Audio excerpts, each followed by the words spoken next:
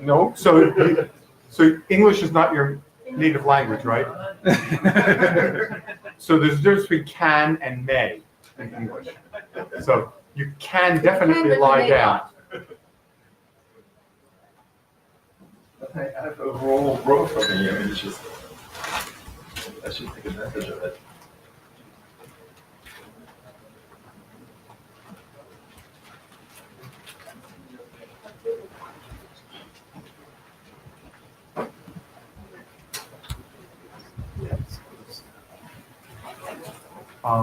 Do we have Mark on already?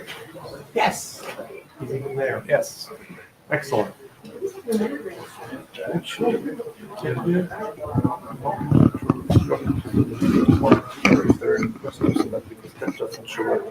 So I'm not in. You have that. Yes. Okay. So let Dirk do it because he's sitting right there. Okay.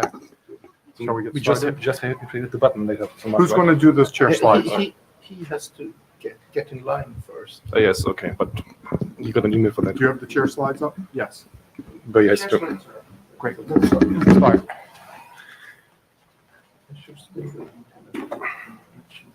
All right.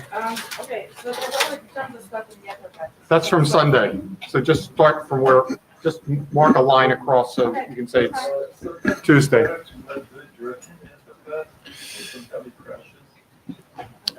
Sometimes things happen. Yes, but Okay, I'll do text and I'll copy it after. all right.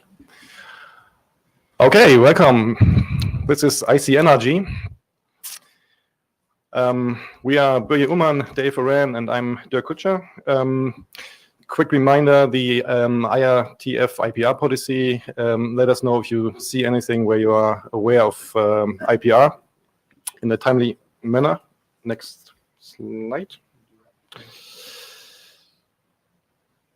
Is the clicker working? Yes. Okay.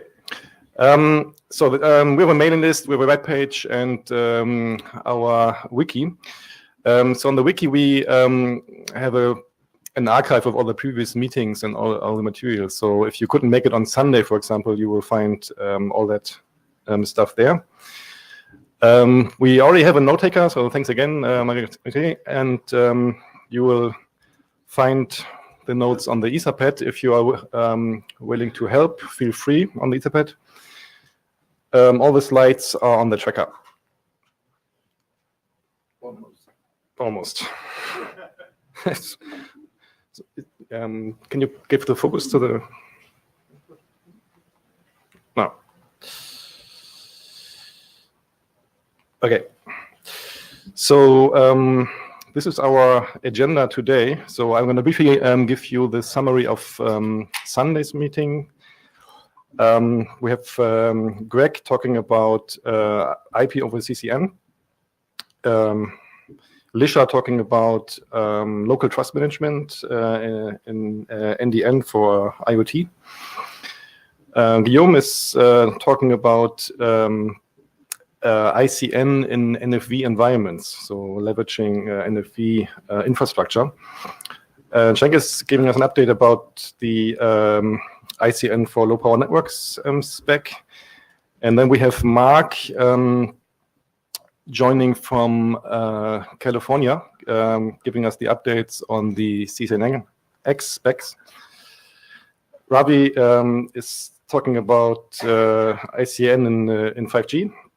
We have an update of the ICN for 4G.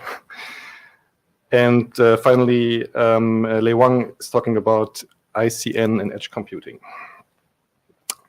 Before I go on, is there any need to bash the agenda? Any changes? All right. So Mark is online. Perfect. Quick update of what has been going on. So Mark is going to talk about the CCNX documents in detail later. So they have been in the say IRSG review process, and that led to some comments that have been addressed. So more on that by Mark. There's also been an update on the FLIC draft. So FLIC is so file-like ICN collection, so manifest specification. Christian talked about this on Sunday. So check out the presentation and the other draft for that. No. Not so fast.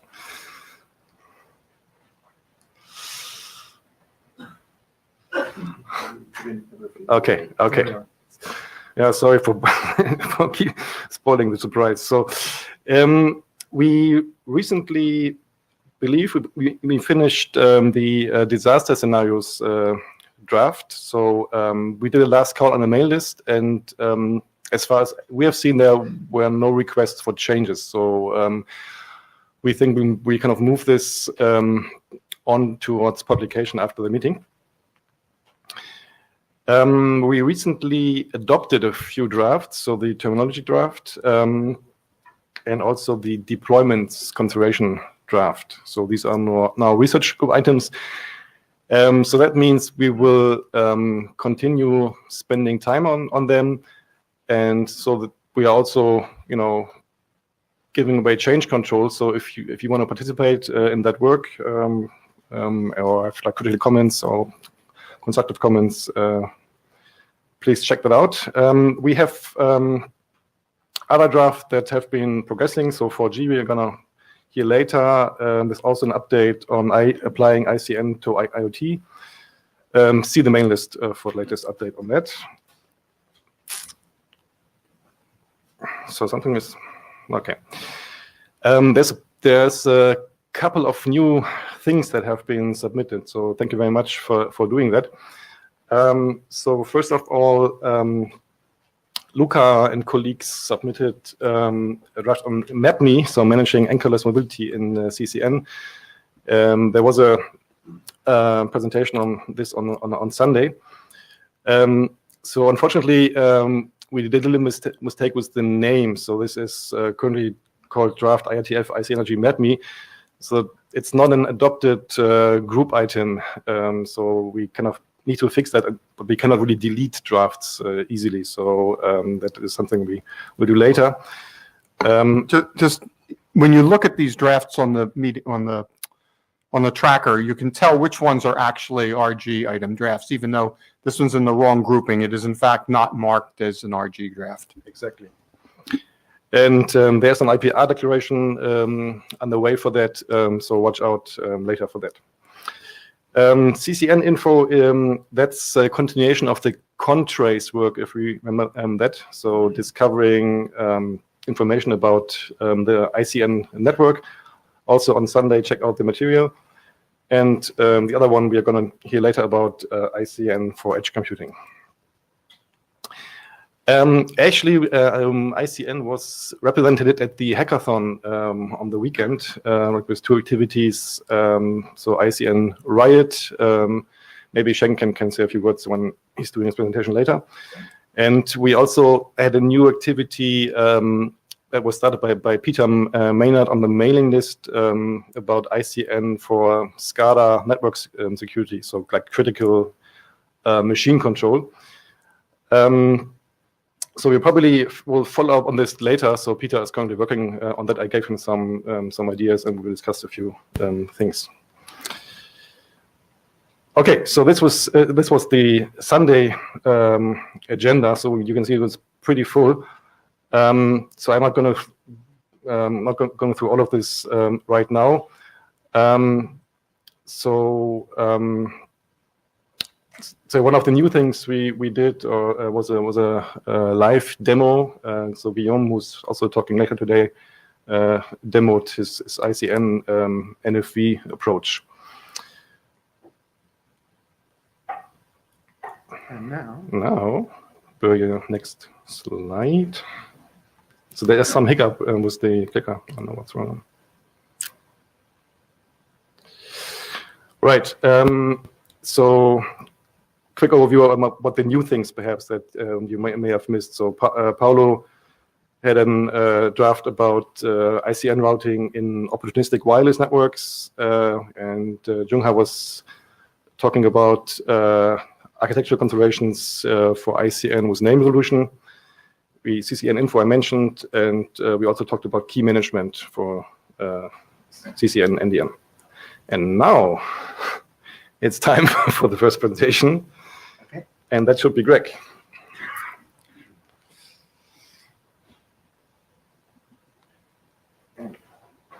So I hope this works for you. Okay. Otherwise, you just tell me to switch the slides. Okay. If it doesn't work. All right, so this is another new draft that I submitted. It was December. And I gave an overview of this work at the ICNRG interim meeting. I guess it was in the Seoul IETF meeting. So it would have been a little over a year ago. So the title here, IP over CCN for seamless 5G mobility. The work at the time, when I did the earlier presentation on this, had not written up the protocol draft and had not done as much simulation work as we've done now. I've been working in coordination with a couple of PhD candidates at Colorado State University in the US, and they've implemented IPOC on the NDN Sim simulator platform, and so we've got some simulation results to share on that. Okay, so background here is, so ICN seems pretty attractive for mobile networking with elegant built-in support for consumer mobility via the stateful forwarding. Multipath connectivity is also pretty interesting, particularly thinking around 5G networking scenarios, as well as heterogeneous networks with Wi-Fi and 5G and LTE radios. The network caching and processing for edge computing, as well as efficient content distribution. But how do we get there, right? So network slicing is a key component of 5G for a lot of different potential applications. That's one way to potentially deploy ICN in a 5G network, would be to run it in parallel with IP. But effectively, that means for the network operator, you're running two networks in parallel, two networking protocols in parallel. You could run ICN over IP. That's a lot of the existing deployments of ICN are layered on top of IP and some on top of TCP. But then you lose the benefits of that are listed above, particularly the mobility benefits that are difficult to achieve over running off the top of IP. So we want to take a different approach and to explore the idea of using CCN as the forwarding plane for 5G. And I think we're not the first to observe that running natively ICN over a mobile network has some good advantages. And so if we start off with that as our forwarding plane, can we support all existing applications on top of that and effectively use CCN as a replacement for LTE EPC and get rid of all the tunneling and all of the control plane signaling that's required to handle handovers and all the inefficiencies that come with that. The idea is that if this becomes a compelling replacement for okay. Sorry, that was my. Okay. So then once you've got this as your forwarding plane and you're supporting all the legacy applications, now you've got the ability to roll out native applications and that take advantage of all the benefits that CCN or ICN provide. So here's how it looks in the network. So the user equipment supporting TCP and IP applications at the top of its stack have a shim layer we call IPOC, IP over CCN, CCN underneath that, and then on the radio link, it's running CCN actually through the E node B or G node B in the case of 5G, or Wi-Fi AP. It's natively forwarding CCN, and then we have at the edge of the mobile network a gateway device that interfaces with the rest of the IP world.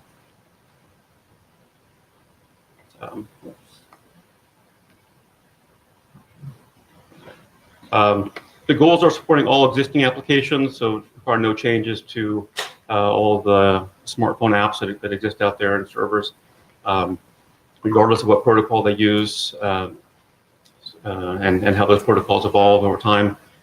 I say maybe not IP multicast. It's a little bit harder to fit into this architecture, but not impossible. But it's not necessarily a goal of this initial work. There are no change to IP stacks. Leverage consumer mobility aspects of CCN that work so well. support multipath connectivity, and do this all with high performance, low overhead in order to provide this compelling replacement for EPC. So you think of kind of a simplified network architecture with a client and a gateway.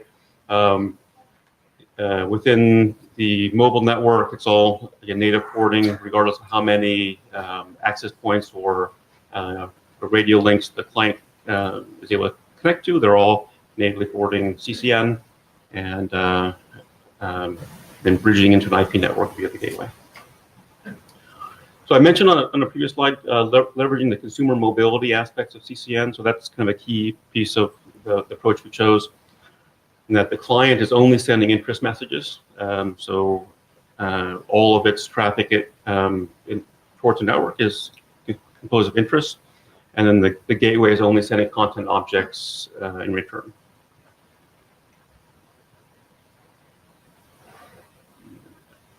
Maybe it's easier you just tell me. All right. So this shows essentially how the upstream packet flow looks like, the client and the gateway. An IP packet arrives at the client device. In this case, it'd be coming down its stack from the IP stack on top of IPOC. Each IP packet is encapsulated into a CCN interest using the interest payload functionality that exists in CCN. The source IP address goes into the name in the interest message, along with a sequence number. And that gets routed across the network to the gateway. Gateway de-encapsulates the payload, the IP packet. That goes into a packet resequencer. Not so important in the case of a single path connection, but in the case of multi-path connectivity, we want to deliver the packets in order. The name out of that interest goes into a new table called client interest table. It's a FIFO that just holds those interest names in order. The IP packets then are forwarded by the gateway into the IP network. So that we're trying to click on. In the downstream direction, you see a IP packet arriving at the gateway. There's, in addition to this client interest table, there's also an ingress queue. Packets arrive into the ingress queue and are matched up with a name that's pulled out of the head of that client interest table. This encapsulation actually is not just one-to-one. As many packets as can fit into the CCN payload, given the MTU of the network, can be packed into that content object. But it essentially consumes one interest name out of that client interest table to deliver the content object across the network back to the client. The client, again, we have a packet resequencer similar to what we saw on the upstream in the gateway. And so after de-encapsulation of IP packets, they go through the resequencer and then out to the stack in the device.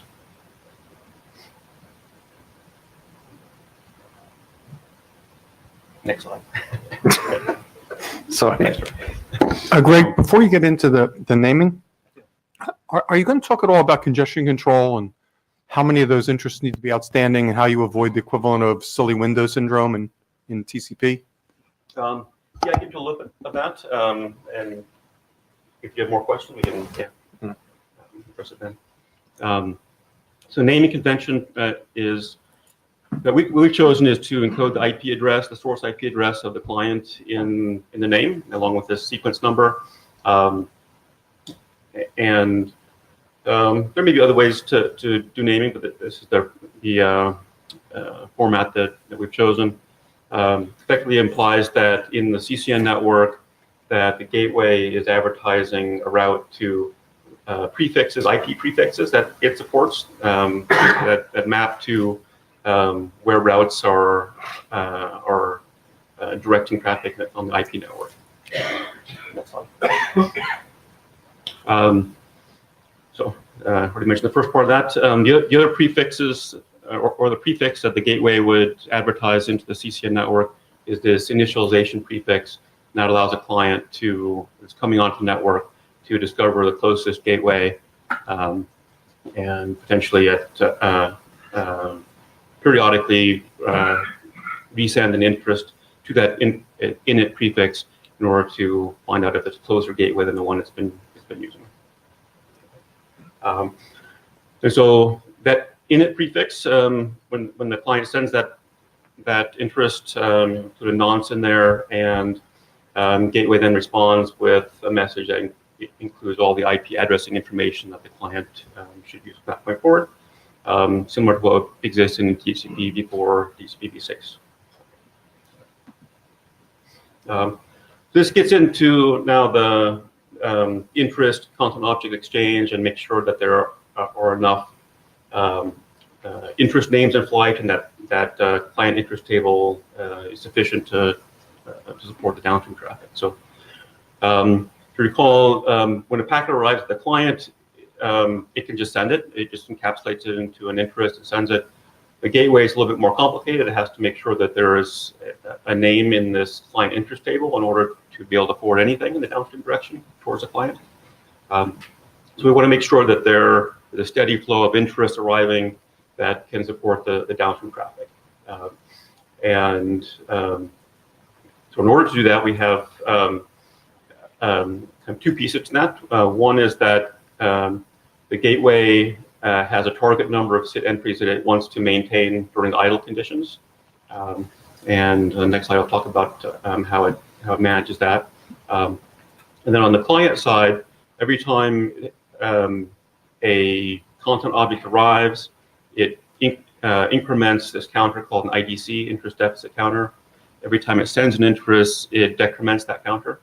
And if it ever is sitting with an IDC that's greater than 0, then it will send an empty interest to the gateway in order to refresh the state in the gateway, effectively make sure that we have balance in terms of the number of messages that are flowing between the client and the gateway. And we found that IDC so it doesn't grow in certain corner case situations, but we go on.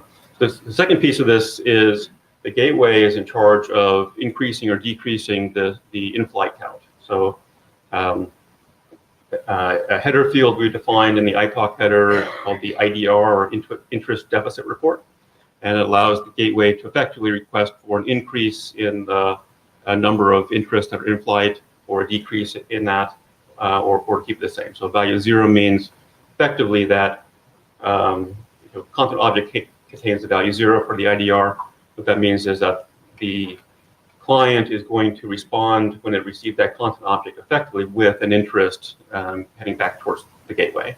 So that would keep the number of in-flight interests constant.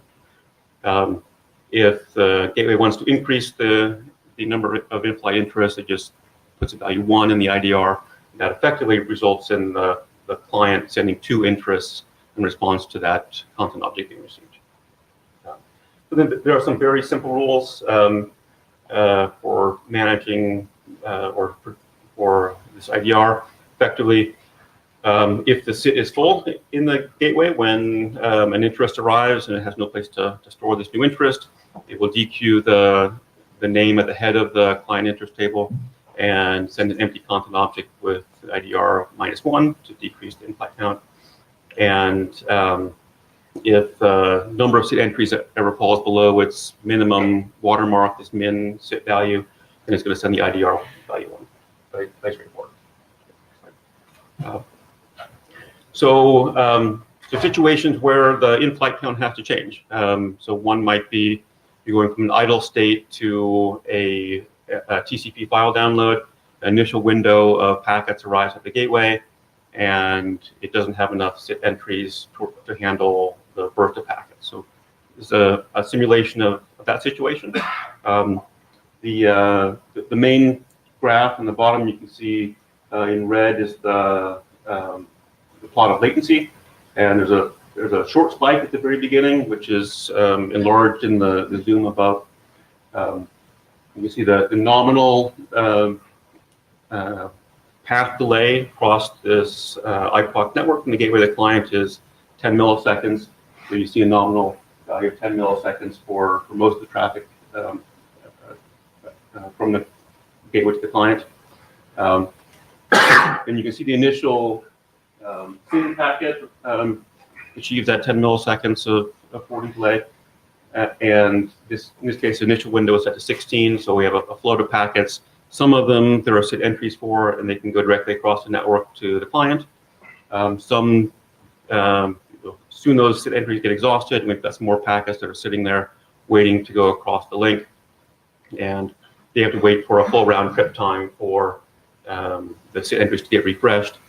But then very quickly, the system kind of auto scales the number of interest in flight, interest names in flight, and fairly shortly thereafter, we get down to that nominal latency of 10 milliseconds again, until the TCP congestion window grows and it starts pushing more packets into the link than the link can support, and the traditional TCP buffer buildup happens, and so you see that ramping up at the end. But that's, I mean, aside from the, or not caused by IPOC, that's just the TCP behavior.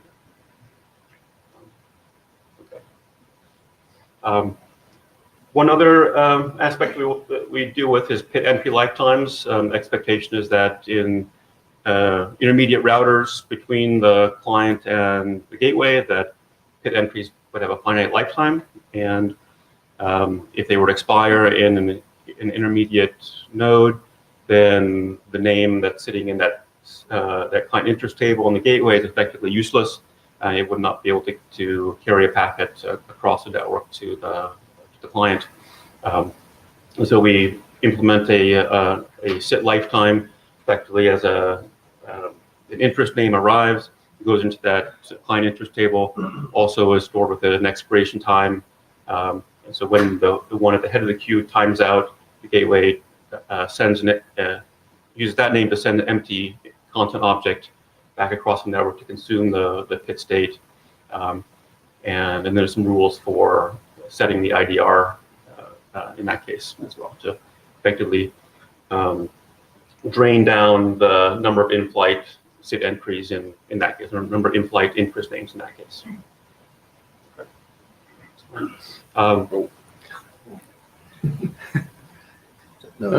Yeah. So I'm not expecting you can read every word on that on the chart there. The intent here is to show the difference between a handover in LTE as it exists today versus what a handover could look like using IPOC and CCN. The intent is just to show complexity and simplicity rather than going message by message. But it's really a much simpler operation. There's no tunnel manipulation. There's no control plane messaging between MMEs and eNodeBs and SGWs and PGWs to set up and tear down tunnels and hairpin traffic through the old eNodeB over to new eNodeB, and all of that kind of goes away. Effectively, what happens when the UE attaches to a new attachment point in the network is, if it has PIT entries that's waiting for content objects for, it just resends those PIT entries on the new link. And in some cases, those PIT entries, those interest names effectively correspond to entries that are in the SIT at the gateway. And so when they're resent across the network, they just populate a forwarding state in the network, so that when those SIT entries are utilized at the gateway, the packets arrive, the content objects arrive to the client. In other cases, they may be interest names that have been used by the gateway and have already been sent across the network. If those content objects are cached in the network, then the UE is just pulling them from cache, some intermediate point in the network. Effectively, if the intermediate nodes in the network can support a FIFO cache or a circular buffer that's equivalent to a handover duration, then you have no packet lost during handover. Other things that are simple to support are soft handover. So adding a new network connection, a new radio link before you drop the old link. The UE can just start setting its new interests on the new link and wait for content objects to arrive on the old link, and then potentially tear that down once they've all arrived. And multipath connectivity is also pretty simple. striping interests across different links using whatever logic you choose to do for that purpose. And heterogeneous networks with different radio types, different network technologies, handovers, and multipath connectivity can be supported very easily. Just some simulation results with hard versus soft handovers. I'll go through that in something. You didn't touch Russian. It's okay. So showing the hard handover in red and the soft handover in blue. From a throughput perspective, with the soft handover, we see a spike in throughput because for a short period of time, we effectively have two radio links. And so we're using both of those for a short period of time, and then and we discard the old link and only use a new one. From a delay perspective, you also see a drop in delay with the soft handover for an instant, and that drop is not something that the end applications would necessarily see because this was actually measured at the input to the resequencer. Effectively, what's happening there is the new link doesn't have the TCP buffer buildup that the old link did, and so it's much lower latency connection for a short period of time. And so some packets in the TCP connection are arriving, in effect in this case, out of order, ahead of the packets that are waiting in a buffer in network on the other link. So we have two implementations, so up to 2/3 implementations. So one, a Linux implementation of both the client and the gateway, and we also ported the client side of that to Mac OS. Those were written on top of the Metis forwarder. And that implementation was from a couple of years back. Then we have a more recent implementation on NDN SIM, which was allowing us to do some more sophisticated experiments, I guess, with different network scenarios and LT handover scenarios, etc. Neither one of those is posted anywhere public yet, but it's intended to be open source. So once we get it cleaned up in a format that's more easily shareable, we'll make it available to the community. That's all I have. So, Okay, great, thanks. questions? Any questions? Thomas Schmidt, HW Hamburg. I have first maybe more a remark, and the second is a question. So for the remark, I mean, when I saw your intermingling of addressing and names, I was thinking of, I mean, when the people in Stanford in the trial project came up with the name-based routing, actually the main motivation was to eliminate the binding between node addresses and content names, and directly go on the name. So you eliminate DNS. Now you are putting IP addresses in the names, put an IP on top of it to inquire the DNS to get the names. So you actually you put two additional layers in it. Question is, I mean, can we do this simply? Can this be more, boiled down? Well, so the intent is to support existing applications that are unaware of ICN. So all the both the client application and the server application that are totally unaware. Right? But still, I have no particular solution in mind. But I would question: can we do this simpler? And the second question would be related to this.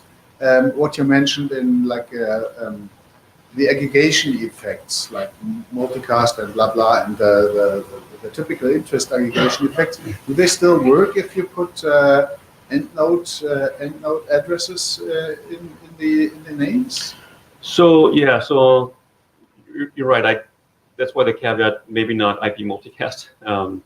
Well, I mean, I'm not talking about IP multicast, but about this multicast distribution system that for instance, arrives from interest aggregation. It's also a distribution system similar to multicast. Right. So since we're only supporting unicast, IP unicast effectively, and it's the client source IP address that goes into the name. Oh, ostensibly only that client is going to be Which makes sending it unique, interest yeah, with that yeah. with those names. The case where interest aggregation does come to play is in the handover case, where an interest name is resent in order to establish a boarding path. It only needs to go as far as the where the paths join, right? It doesn't need to go all the way back to the gateway, and so interest aggregation helps kind of just create the forwarding path to the new location of the network where the client device is. Cedric Westfall, Huawei. I just want to, it seems that the comparison of the handovers is one is a soft handover and the other is a hard handover. Right. It's kind of one is simpler, but because one delivers different performance or result, I would assume. So in terms of the complexity difference, so the one graphic showed just the algorithmic complexity, I guess, of the LTE handover. Yeah, but that included buffering the packets, storing them, the in-flight packets, and delivering those in-flight packets, which you don't do in the IPOC handover. Right. So IPOC handover is simple in both cases, but whether it's a hard handover or a soft handover, it's in both cases very simple. It's either just disconnecting one radio link and reconnecting to a new radio link, and then resending the interest from the PIT, or it's in the case of a hard handover or in a soft handover, just adding a new link and starting to use that for any future interest. Right, they're both very simple. And the other comment I had was about so you put the on the IP side, it looks like the IP address of the source, but you still have to pin your route to the gateway, which right. It has to come. It has to come back to it. Yes. From the server. So I guess maybe you should put the IP address. You should rewrite the IP address so it goes back to that server or something like that, or to that gateway. Yeah. So the idea is that gateway would be handling some subnet, right, or some set of subnets that the IP world it can route to it, right? So the presumes that the IP routing topology is stable and not something that we're messing with, right? Are you able to load balance over this type of stuff, or to parallelize different? Because you have to receive everything from that subnet and deambiguate at that point, and then maybe so. So a network could support multiple gateways, each supporting a different subnet, and so you can scale that way, right? That any client is going to be interacting with a single gateway at any point in time for any IP address that it has. But a network could have dozens or hundreds of gateways if you need to for scaling. Hi, Alan Chalik. I'll just follow on from that last point. First, if you have multiple gateways, that means that the client, would they each have different IP address ranges? So you would DHCP to each one individually? Right. So then your init would have to be farther down, so it was far enough down so that you knew which IP address the client should use, depending on which destination address it was going to. Another question I had was your PIT timeout issue. Have you done any computation to see how much additional radio traffic there is from the client needing to refresh those PIT entries continuously? Not directly. It all depends on what the lifetime is, right? And I don't know that there's been much consensus in terms of what is a realistic lifetime for PIT entries in CCN networks. If it's on the order of seconds, then we're talking about a fairly low packet rate. I think in our experiments, we've been using something like 300 milliseconds as a timeout. And so if it's 10 packets every 300 milliseconds. I'm thinking about, but some clients that appear on mobile devices even might have very long-lived TCP connections that they want to keep open, but are very low traffic. Idle command and SMT and IMAP, for example. There are various other things where you may have a very long-lived TCP connection, but very low traffic on it. Okay. If you end up sending 10 packets every 300 milliseconds to keep that thing alive. That might be the majority of the traffic over the video. One other question. I was just curious what you were doing about IP fragmentation, but that's just because I've suffered the pain of IP fragmentation too many times a month. Well, we currently don't support IP fragmentation. So I guess the assumption is that the MTU size of the IPOC network is sufficient for the de facto IP packet size. We don't have to support IP fragmentation, but we get more complicated, I guess, with it. Okay. All right. Great. Thanks a lot, Thank Greg. you. Can I have the name of the rest? Alan Shelley, Cheile. All right. Next, Lisha is going to help us to break out of the cloud. Yes. She wants to present. You're using yours, right? PowerPoint has animations and. Last time Throughput didn't work, right? So that presented the thing. You can use, yeah, sure, but you have to put it there, though. Put it just here, and then you have. It's best if you before you advance your I'm so slides. sorry. I'd So- rather use mine. So sorry. Always come to it. So bad about it. You want to plug a clicker into your machine? Sure. Yeah, great. You can use this one. No. Okay. Is it my turn? Introduction or that? It doesn't just hit, okay. It's okay. Okay. Then we can start from our beginning. Full- Work. There you go. Oh, sorry. What a reliable system. So something is not working today. Okay, so here's the shot. I really I feel so grateful for the co-chairs having us the opportunity to present this paper. As you can see, this is actually published last year. But I think I agree with the chairs that I think maybe there's a value for people to hear this work. I especially thank the chairs because originally, honestly, we didn't plan to come here. We got so busy at home with so many other things. What other things?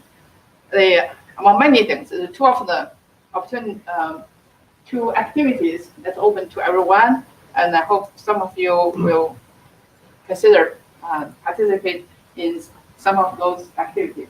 Especially this one. This is right before the ACM information-centric networking conference. So you can just hop on 1 hour flight to go Boston for that.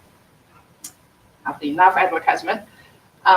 So, when you write a paper, the first thing you have to consider is what is the motivation for that paper.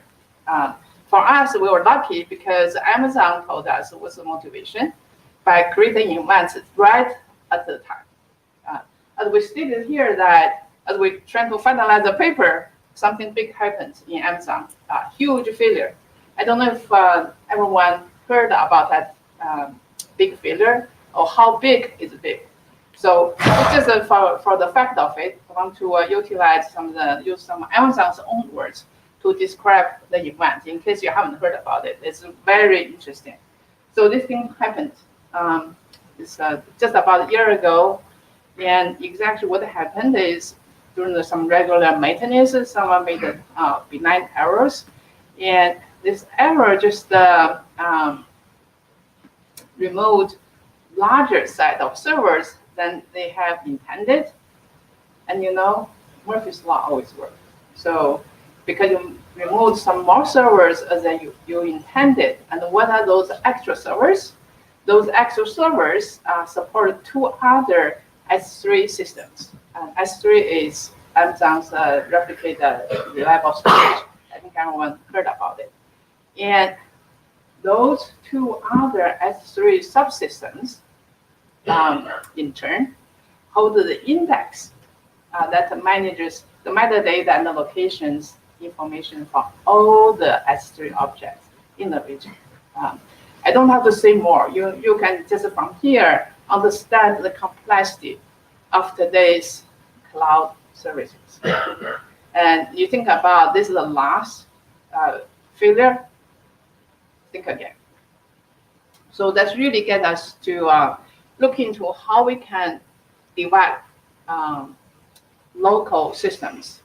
By this, we do not mean to say forget the cloud. Cloud is tremendously useful. We will have it today, we will have it tomorrow, and into indefinite future. But then the question is, can the local system work when this happens? If we all believe this will happen later, and we have to make the first question give a yes answer. Look into why there's such a high dependency on the cloud. And we have to understand what a cloud-based IoT actually works. So we subtracted those functionalities out of those existing systems. I didn't do it, the student did it. So you can see why it's critical to have the cloud to be up for your home, like the cat feeding machine work. You can see that the identity management is in the cloud, the authentication is on the cloud, the device management, and the pops up brokers. And together with the storage and machine learning for data analytics. I think for the storage, for the machine learning stuff, they probably always will belong to the cloud, given that your home, maybe in the far future, will support those things. But cloud will be useful. But fundamentally is whether those other things, the trust management and the application semantics, whether they can be localized. So after many discussions and analysis, I should mention that lately, some of the functions has been kind of downloaded into the local servers. I think iCloud probably have your local, like your phone, can do some of the functions, but that's only after the initial configurations. Like for example, I don't think you can add a new device into your home without the internet connection. But after you have configured, have all the trust and everything, then you can have some basic functions managed locally. So some people ask us, why isn't that enough? Well, that is not enough. So, the issues I think that people can understand. Clearly, you need remote services to achieve local functions that can hurt, really, the real-time performance. I'm going to give you an example that we used to exercise our design. And then you really subject local operations to remote failures. And I forgot to mention that the gigantic failure is only marked the unavailability. I mean, only showed the unavailability problem. The bigger issues even, privacy.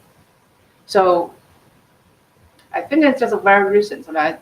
In the last couple of days, there is an exposure about the Facebook data being unknowingly utilized for other purposes. So think again about, you think your data will be kind of assured privacy for providers in the cloud. I think this was like that data leakage was not in the knowledge of the Facebook themselves.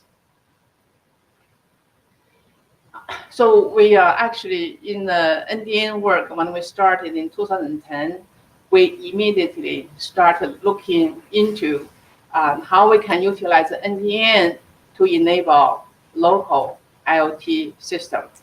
It's largely, I would give the credit to Professor Jeff Burke. He rarely came here. I think he showed up once, probably. But he's a leading person in developing the NDN applications. And because of his background, he didn't do home IoT, but he's in the UCLA TFT, the Theater, Film, and Television School. So therefore, his expertise was in stage control. Before we had NDN, he questioned all of the people who do networking to say, how you people get so kind of get your head around it so many times when I want to do simple things for stage control to say the left side lights off and the right side lights on. And you have got me go through like many steps of gymnastic jumps. I need to get IP addresses. I have to figure out how to run up. You have to understand he's not in computer science. you have to have DNS servers and all of that. Why can't I just use my names to control the systems? And so therefore, when we started putting together the Indian team, Van Jacobson came to me to say, we must have this person. By that time, even though we were both at UCLA, I had not met him yet. Long story short, over the years, we decided we need to write things up about what we have learned to share with the community. So the work I'm presenting here actually split into 2 papers. The first one is published in the same conference, but the year before, to sketch out the basic model, to say why NDN helps. Yesterday, when I gave a talk about using the blockchain technology for the IoT security, somebody asked me the question to say, what about the energy? Well, I forgot to mention that. Think about all this layer reduction. When you just have the NDN run directly on top of the physical transmission, that complexity, I tell you, saves tons of your energy as well. That removal of complexity saves your energy. So based on the idea to say that we can just name the data collected by our sensors and build the security, not based on TLS, but based on the signature or otherwise the hash of the data generated by each producer, then you can build a pretty simple but also very secure system. So if you are rethinking all of this cloud-based IoT system, I showed you that there's multiple dependencies on the cloud services, but exactly what are the essential services that you must support so that you can have a local autonomous home IoT system. I will save all the analysis and just show you the conclusion. We believe that given that we're going to name the data networking for the home IoT, so we will already name individual components and name the controllers. Then the functionality we need, just 2. One is the rendezvous, so all the devices find each other. All the different components of an application can find each other. And then the trust management. That is the essence of all the functionalities that the cloud actually provides. Because if you have that 2, all the other things can be built on top of this 2. So therefore, our focus mostly on how we can develop local trust management. The other day I was talking to Dirk, and he said there's one thing that the secure sign-in. You buy a device from Home Depot. I think about this, your grandma buy the device from Home Depot. How could she just plug in the system in a secure way? But once you can achieve that, right, then you can get the other things.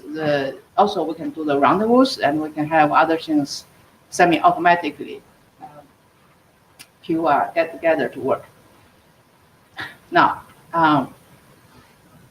so I guess this is mostly repeat what I have said in the previous slides. How we support the trust management and rendezvous, it's all based on naming. The fundamental difference, I believe, between what we have done, like compared to the work that has been going on, say in the IETF efforts, like the whole net activities, they have done lots of work, but it's, I feel, fundamentally different because of naming. HomeNet have this, I think the HomeNet as a TLD to say you can use that for discovery and other things, but that is not the name for your home. Your HomeNet called HomeNet, my HomeNet called HomeNet. When I bring my laptop to your HomeNet, my laptop cannot tell which HomeNet is real home and which HomeNet is not. Naming, okay, it's a unique naming for individual entities in the cyberspace. That is essential, the starting point for you to build this kind of local autonomous systems. So name things within the local context. It really requires each home has its own unique name. Uniqueness and global reachability are two separable issues. Let's not mix them together. But you need every home need a unique name, and from there you build your local context. If every home is called home night, there's no local context for your home. That's my first point. With that, then you can have the trust management. You can define in your home who has the right to turn on to adjust the temperature. Is it yourself or with your husband, right? That's an important decision in the family relations. You define the rules, assuming that, I think in many homes, the wife actually is a master. So that some the master, you define the rules. You use your key to sign to say this is a security policy in my home, Lisha's home. And then nobody will can alter it. And once you have those defined in a way that the devices can understand your definition, we have this thing called the trust schema. You use some kind of formal language to write down your trust policies, and device can really execute. That's how we can automate the home IoT system so that your grandma can indeed buy a device from Home Depot, plug it in, and plug it into a secure system. Now, the next question is really about the rendezvous. You buy a device, you plug it in, how would the other devices find it so that they can integrate the new device into a coherent system. Having said that, I would say, we already mentioned the other services applications can be bootstrapped with the three things. And also, I just repeat myself again, cloud services definitely it's important, will be there. It's just that we should not depend on that to run your own life. When the cloud service fails, you're still home, you can open your home door, right? rather than being locked out. Again, I like to inject all kinds of anecdotes. Being locked out has happened a number of times, and I have my third-hand experience. I have 3 students that did a wonderful startup called Thousand Eyes in San Francisco. So they leased these commercial buildings, and one day they couldn't get into the office because some Amazon server failed. That's a real story they told me. I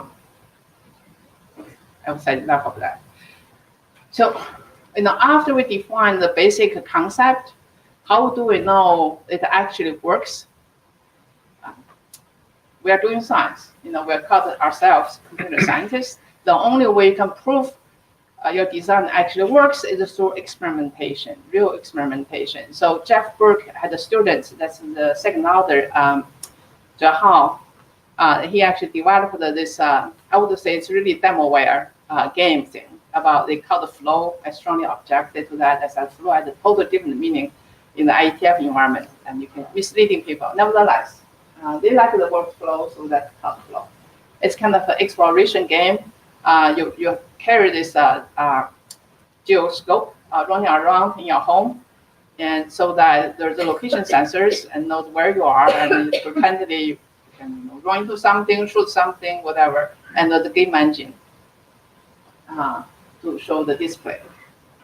So through this experimentation, we actually kind of empirically prove that the basic concept actually works. So these are the hardware they put together to make that whole thing work. I'm going to skip the details, talk about hardware. Let's talk about naming. Because as like I mentioned, naming is the fundamental starting point for building the name the data networking or any applications on top of that. This is how the flow application exercise this naming design. You can see that there's the 3 parts of the naming. When you buy a device out of Home Depot, how you kind of inject the key into the device, and how would your home system accept the foreign components as its own. That the initial this trust bootstrapping started with something out of your manufacturer secret. You buy a device with a label, maybe with a barcode. If you can scan that in, that will be considered the shared secret between your device and your home system. And so there, you can install the shared secret with the device. After you integrate, so that's how you bootstrap the trust between the device and your system. And after that step, then you can see that in the flow implementation, we recognize the need. You still have two sub namespaces. One is in terms of devices, right? You want to manage the device, where it is, other things you want to do with the device. But then the yet a different namespace, that's the application namespace. That's how you control, when you start playing games, where all the signals go, the request for data goes. That is in the application namespace, and you don't want to call it, oh, this is a sensor in my living room. And that will make the application development difficult. So a device simultaneously would have both a location, device-specific name, and also application assigned name. The trust management, like I said, the home. Okay, good. Yeah. So it's very simple. Home has a master. The master decides who trusts whom and who sends which keys. You can have a hierarchy of keys, or otherwise kind of a multi-routed mesh of keys, depending how define the rules. For rendezvous in the local environment, you just do a local broadcast. That's enough to finding out each other. Again, the separate namespaces allow you to limit which devices receives which kind of a rendezvous signals to inform about each other. Now, given I run out of time, let's do a quick comparison between the existing IoT system based on the cloud and the NDN stuff. So you can see that for this, like I showed you earlier, all this trust, the application logic is in the cloud. And that makes losing the cloud will shut down your application. In the NDN, we fully utilize the cloud, where cloud is so great. It's just that when the cloud is gone, you can live on your own. That fundamentally requires you have this local trust. And the local trust, it really depends on your local naming. From the name, you can have a certificate. And from there, you build a local autonomy. You have lots here. And that's the signal. That's the essential information I want to tell you. I think that's also the difference between what we are doing, name the data, compared to we just think about how you transmit the bits. You have to establish the relations of trust of the individual components. This morning, I had a conversation with a colleague. He said, what's the difference between the word ICN and the name of the data networking? I don't want to make controversies, but I tell you, the fundamental of this new architecture is not about contents. So he asked a question to say, what's the conflict between the NDN and edge computing? Because isn't NDN so about the caches? I was a little shocked. No, NDN is name the data. It's all about the names. Okay, the content is merely the side effect. You can have the content stored anywhere because the content is named, signed, so it doesn't matter where it is, you get it, you can verify. But all the trick of NDN is on the names. It's on the names. From names, you get the trust. And from there, you enable all the other things. Implementation, I'll skip it, the code. I don't guarantee all the code still work with the latest code development, as we are rapidly changing the NDN code base. But if something doesn't work, just let us know. Takeaway, so I'm done. don't know why this is done. Maybe I'm over time. You're over time. I have a button here to control it.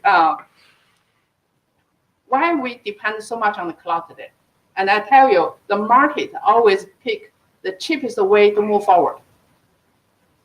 So we think that it's the so-called, all this cloud-centric implementation today, it's really just the market pick the least resistant path to reach the immediate result. From your home, from any device to reach cloud, that just matches this point-to-point delivery of the IP model so well. Look up DNS, find the cloud server, get connected, and that's it. And also, there is a tremendous economical gain by the economy of scale. You put lots of servers out there, but it's cheaper than if everyone maintained themselves. More than that, the IT expertise is probably the most scarce resources, and not many people can run it. A cloud service is so great. But that gets us where we are, but we cannot stay here. Cloud dependency, we all recognize there's a number of problems. Some I listed here, and others I haven't. So this work is really tells you that, guys, there's better ways to build home IoT systems, as I explained. And while we're interested in reading the paper, I put a pointer to the paper here. Okay, great. Thanks. Good message. Please ask your questions after the session. We have to move on. Really, we have no time. So Guillaume is next with ICN over NFV. Sorry, there's no time for question.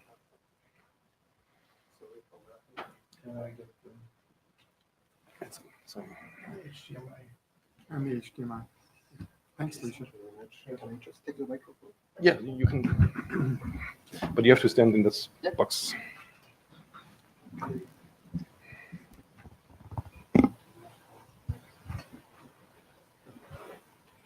Okay.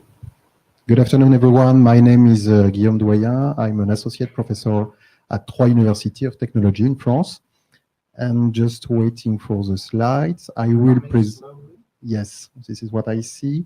Okay, I will present you our work towards the design and implementation of orchestration solution for the virtual deployment of information-centric networking. Okay, let's skip the outline. If we look back at ICN research, we have about 1 decade of research and development, and fundamental topics have been covered regarding architecture, packet specification, and so on. And now we are more moving toward advanced topics such as, for instance, security or traffic engineering. And we also have a set of operational implementation which are available. I mean, we have, for instance, NDNX, we have CCNX, and we also have some testbed open for research, such as the NDN testbed or Ophelia testbed. Whoops, sorry, I tried to, okay, it's very sensitive. So all these considerations make us think that we are now moving from design toward deployment phase for ICN. And when we talk about deployment, for sure, we cannot envisage a one-shot deployment of ICN, but we rather have to envisage some pragmatical solution, and especially a progressive migration given by or led by opportunities. These opportunities may be in terms of services that would best benefit from an ICN stack as compared to IP, and also topological location, for instance, in access, edge, or core networks that also best fit with ICN traffic engineering features. I mean, symmetric traffic routing and also caching. But there are also some other challenges to address, and I do identify 2 of them here.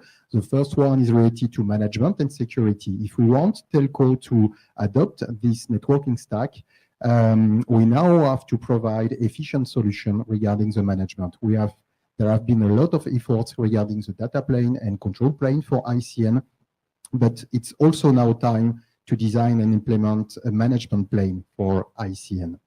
And the last point is the cohabitation with IP that must be handled, as we have seen in previous presentations. And this is a position of our research project, which is funded by the French National Research Agency. It started in 2014, and it will end this year at the end of September. And we have selected NDN as a core technology for all our design and deployments.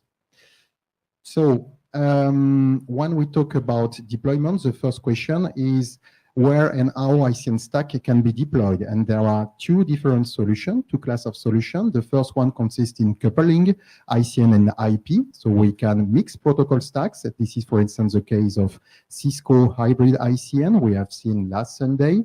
Or we can leverage software-defined networking, and there is a set of references I provide at the end of the presentation. And beyond, we could also think about data plane programmability for ICN pipelines through, for instance, P4. And another type of solution consists in isolating ICN and IP. And if we want to isolate these two networking stacks, we have two solutions, which can be either the parallel combination with dual stacks nodes and hosts, or the serial combination with dedicated gateways. In the case of the Doctor project, we have been ambitious and we have tried to combine both of these solutions by leveraging network function virtualization. So the promise of NFV is that by leveraging the isolation property of virtualization, an ICN stack can be deployed independently from any other networking stack. We have a tenant domain and an infrastructure domain that are decoupled. And ICN is a tenant domain protocol stack, which is just offer a virtual layer 2 network. And at the infrastructure domain, we still have IP, which remains as a networking substrate carrying all the internet traffic.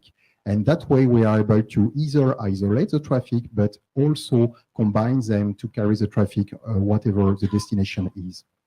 We also have another advantage in NFV, which is the fact that NFV aims at reusing commodity servers and that way reducing capital expenditures, thus also being a facilitator for the adoption of ICN solutions. But this is a good part. We also have two major challenges to address. The first one is the design of efficient virtual network functions. And we especially here have a problem regarding the compatibility between ICN and NFV, since we have a stateful nature of the data plane for ICN, while we do really like to have stateless virtual network function in the case of NFV to allow dynamic operations, such as, for instance, spawning new VNFs, scaling up, migrations, and so on. And also, if we look at the management and orchestration, there is actually nothing to date regarding this part, since all solutions are related to pure IP VNFs. Okay, so you can see on this architecture our proposal.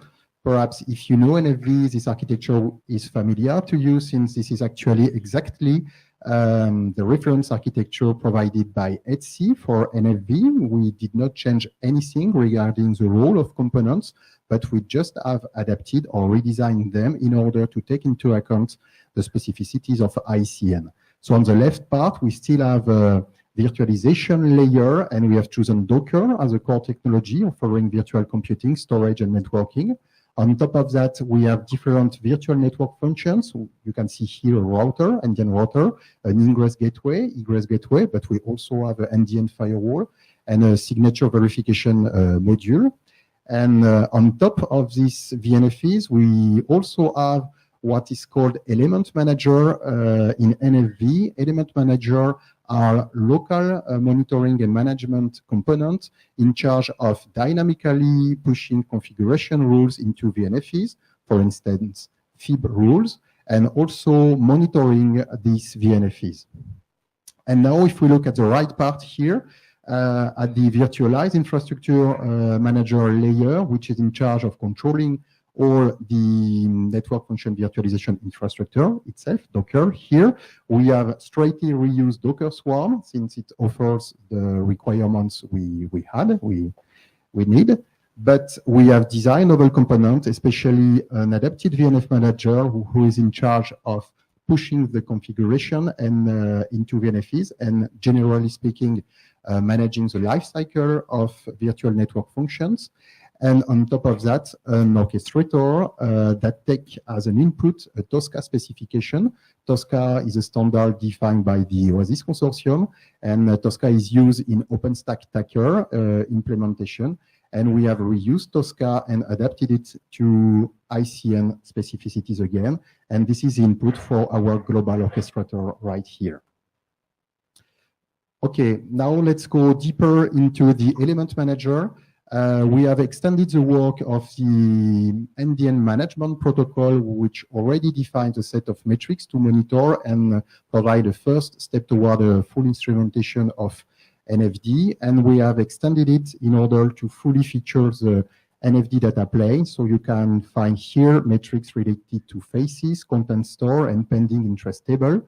And there is especially here one metric, which is a bit size, that we monitor to evaluate the load of NDN router. For all of these metrics, we also have designed some microdetectors, one microdetector for one metric, who is in charge of solely detecting that a particular matrix is moving away from a normal behavior, and in that case, raising an alarm. To that aim, we model the distribution of expected behavior for one metric, and once the distribution moves away in terms of, for instance, mean value and also dispersion of data, then we raise an alarm. With this basic detector, the idea is to correlate events in order to be able to capture, for instance, security events such as interest flooding attack or content poisoning attack. And to that aim, we have designed a correlation engine here, which is based on a Bayesian network, which relates together all these metrics through cause and effect relationship. And to do that, we have analyzed the two pipelines of NFD, the interest pipeline and the data pipeline to forward data back to the consumer. And we have identified the relation between these metrics, saying that, okay, when this particular event occurs, the set of metrics that will be impacted are as follows. And this has led to the design presented here. For the anomaly state represented there on top of the Bayesian network, actually there are two events we capture, which are IFA and CPA. Okay, now let's move to the orchestration part. As I said before, we have extended the Tosca format for ICN. If you look at the Tosca specification, you will see that there are 6 different definitions. Definition for virtual deployment units, virtual link, and connection point. For these 3 definitions, we did not change their definition in Tosca, but we have rather extended the notion of virtual network function in order to be able to deploy NDN router, gateways, or firewall. And we also have changed the definition of a forwarding path and graph. And for this definition, especially, we have removed all notion of layer 2 or layer 3 flow specification to rather consider prefix definition. And that way we are able to, by specification and by software configuration, to define all the routing purpose in the NDN network. Finally, a Tosca specification also provides some policies that are specified with event condition and action rules to apply dynamically. And we have especially considered 3 different policies that are the upscaling, signature verification, and dynamic firewall updates. Okay, regarding the orchestration component, we have a code written in Python plus REST APIs. We have implemented all of the components from scratch, apart from the Tosca parser, which has been reused from an existing implementation. We have 3 components. The NFV orchestration core is in charge of the initial deployment of an end-to-end service, but also enforcing the dynamic policies. And for the initial deployments, it sequentially deploys virtual networks, virtual units. It connects the virtual units to networks. And then there is a second engine, which is the NDN engine that takes parts of the second step, which consists in retrieving VDUs and network configuration and engage VNF configurations. And to that aim, actually, we have to take into account NDN forwarding paths extract from the Tosca specification, plus some information provided dynamically by the network forwarding network function virtualization infrastructure, information such as a set of IP address and endpoint identifier used in the underlay network. And by combining these two types of information, we are able to populate FIB entries into the virtual NDN network. Finally, we have the VNF manager who is in charge for the lifecycle management on NDN VNFs. And it more or less acts as a relay between the VNF and the orchestrators in the sense that it receives the initial configuration and dynamic reconfiguration from the orchestrator, and it pushes them into the VNFs. And it also gets notification, I mean security alerts, I just show you with the Bayesian network, from the VNF, and it sends them back to the orchestrator to enforce policies accordingly. Okay, so what are the current results we have regarding this design and implementation? We have considered a European telco topology, which is a clarinet topology represented right here. We have especially considered 6 points of presence, but the next example will only show 4 points of presence. We have selected this topology because the different links are available through the internet zoo topology dataset. And in each point of presence, we have instantiated NDN routers, a signature verification module, and the NDN firewall. For all this network, 1 point of presence actually is deployed into one OpenStack virtual machine. It means that under the virtual network you see here, we also have a second layer of virtualization. Okay, here is the service topology we have deployed. You can see the 4 points of presence with Berlin point of presence, Lisbon, London, and Amsterdam. You can see 2 peering routers on the left, on the right of the topology. And right after the first entry point after the peering router is a firewall that can be dynamically configured. And we have here router 4 and 5 here that are routers that can enforce dynamically a signature verification. And then we have the core of the network right here. We also have a good provider on the left that provide good content to consumers at the bottom, and also a bad provider who try to send corrupted content, I mean posoing content, to the legitimate users. And to help this provider to posoing the cache, we also have a bad provider, a bad consumer, here, that sends requests at a fixed rate to try to go faster than legitimate consumer in putting bad content into the cache. Okay, here is a snapshot of the Tosca specification we have implemented. So you can find on the left the specification for the VNF router 2 and for firewall 1, and on the right the specification of the 2 virtual deployment units, VDU2 and VDU4. Then you can find here the routing specification with the prefix here /com/Google. And you can see the definition of 1 forwarding path from router 2 to router X, from router X to router 4 to firewall 1, and then to peering point 1. And last, an extract of the policies that feature this topology.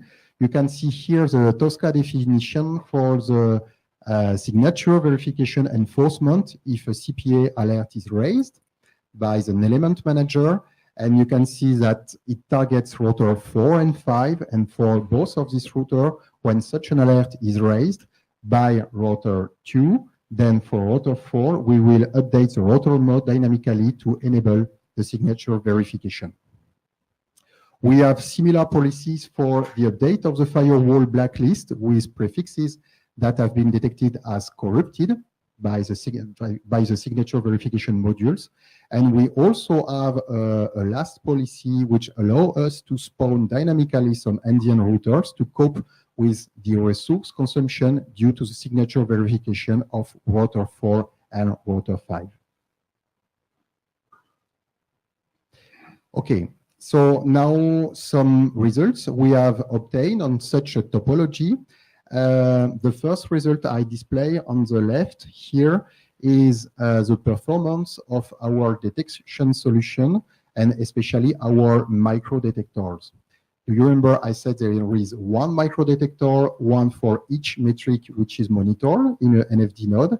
And actually we have leveraged the hypothesis testing theory to be able to analytically and theoretically anticipate the performance of our detector. And what you can see on the dotted curve here is the theoretical expectation of our detector in terms of false alarm probability according to the threshold we provide to our detector. And the main result here is that the set of lines is completely consistent with this theoretical line, meaning that for 3 metrics we monitor, here we have in blue the content store hit monitoring, the in-interest hit, incoming interest hit, and bit number size, we are able to accurately feature them through our microdetector. Here now, this is an extract of results for the Bayesian network classifier. And you can see here the dataset used to train this network. And you can see that starting from 250 samples, we start having an estimation of, I would say, abnormal behavior in terms of security that is very performant, since the percentage of error is about 2% right here. Can you focus on the essential results because we are running a bit late? Yeah, sure. I'm right on it. Okay. Finished for the monitoring part. Now the idea how to use it to mitigate the policy, to mitigate the content poisoning attack. I show you here 2 results.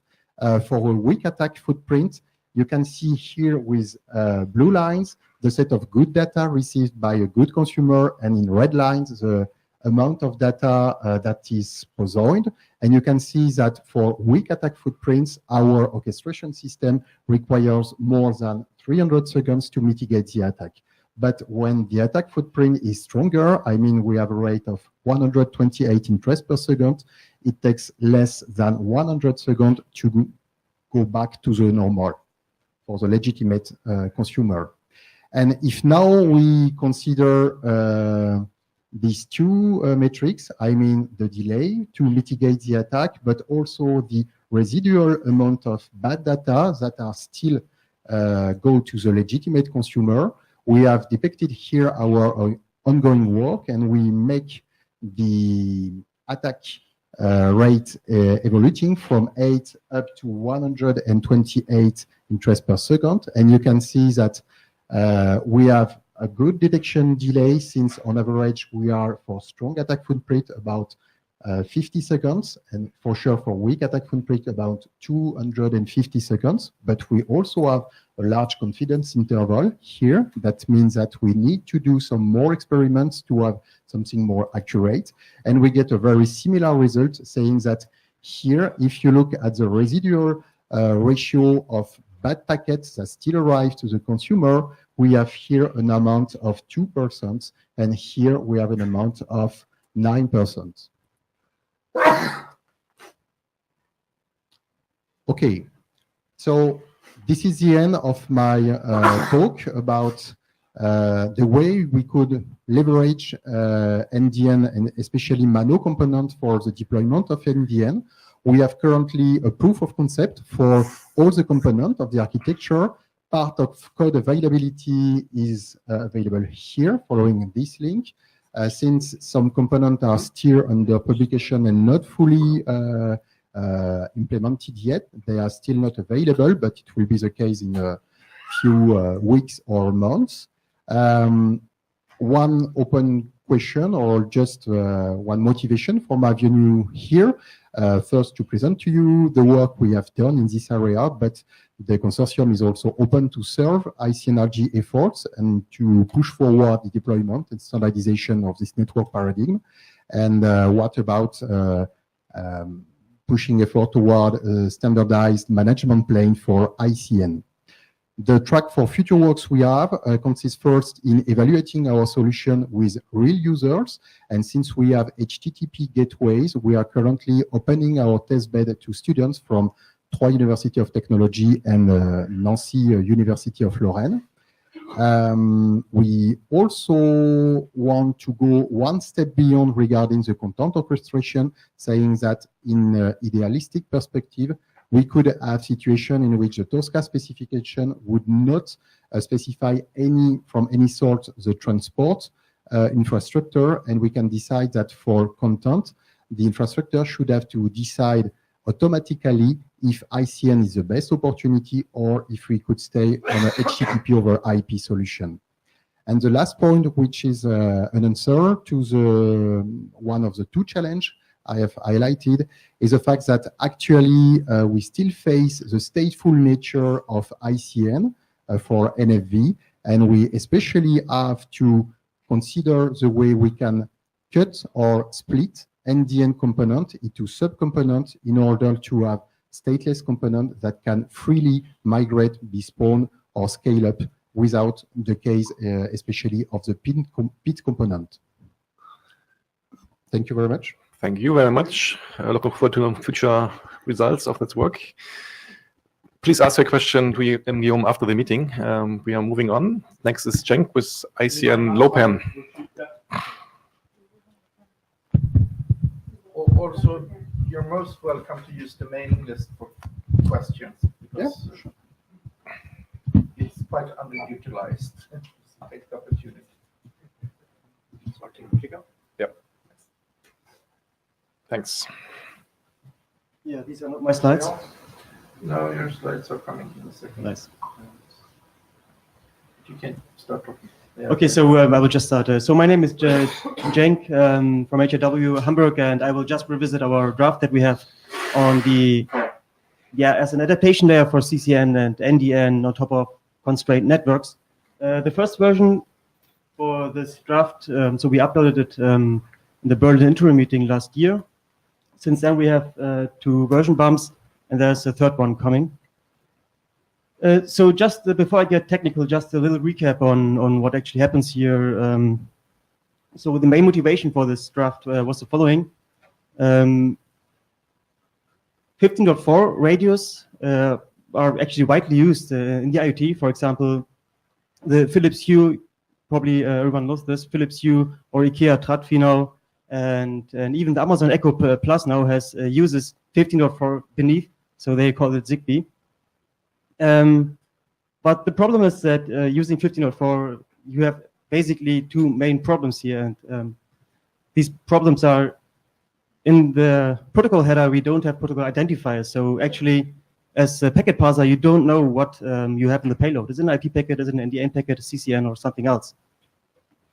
The other problem is the small packet size. So on the physical layer, you can only transmit 170 byte in each packet. And this is especially for NDN and CCN a big problem because we have signatures in the data packets, which of course can get like 200 and more bytes. So what the IP world did is to define the 6 LoWPAN. They call it a layer. It's called the 6 LoWPAN layer. And this 6 LoWPAN layer basically handles link fragmentation, and they have header compression built in and everything abstracted so that you can use IP over 15.4. And what we plan with this draft is to reuse these ideas for NDN and CCN so that we have ICN LoWPAN. So we just refactor out what was done in these 6 LoWPAN groups and use it for ICN. That was the recap, and now to the updates. The NDN packet format had a version bump, so directly before we published this version, there was a version bump to TLV to packet specification version 0.3. So we did some restructuring of the dispatch fields and bit shifting and reconsidered on how we compress the headers. We also did, we elaborate more on the name encoding for the IoT. So I will show this later, and also we did some number crunching and put some numbers in the draft in the appendix. So let's get technical now. This is actually how the NDN packet specification for an interest looks like now. So this is the newest version of NDN. And basically we just have the outermost TLV is an interest TLV, is just a message type telling now there's an interest, and then we have a length field and then the payload. And the payload is basically, again, you have a name which is, has the same structure. So you have a name TLV, and then you have the components of a series of name components. And at the end, you can have a digest. So, and then you have a bunch of optional parameters, which you can see here. So what we have now, if you look at the bottom there, you see like a dispatch octet. These are 8 bits that we use as a dispatch byte. So this is the same language as for 6LoWPAN. And this is basically, this one byte is basically sitting between the 15.4 header and the actual payload, so NDN or CCN. So we allocate 1 bit of this byte to just notify the packet parser. This is a compressed NDN or not a compressed NDN packet. And from there we go further, and we can basically just use 1 bit to encode the same as the interest packet, the interest type here. So we are getting rid of 1 byte and trading it for 1 bit. So we do the same with the name. I will talk about the name encoding after this slide, so I will just skip this now. And then there are some specialties. For example, in NDN, we have Boolean values, for example, can be prefixed and must be fresh. And in NDN, I mean, we use 2 bytes for this, which can basically, you can encode a Boolean value on 1 bit. This is what we're doing here. So we kill 4 bytes with 2 bits here.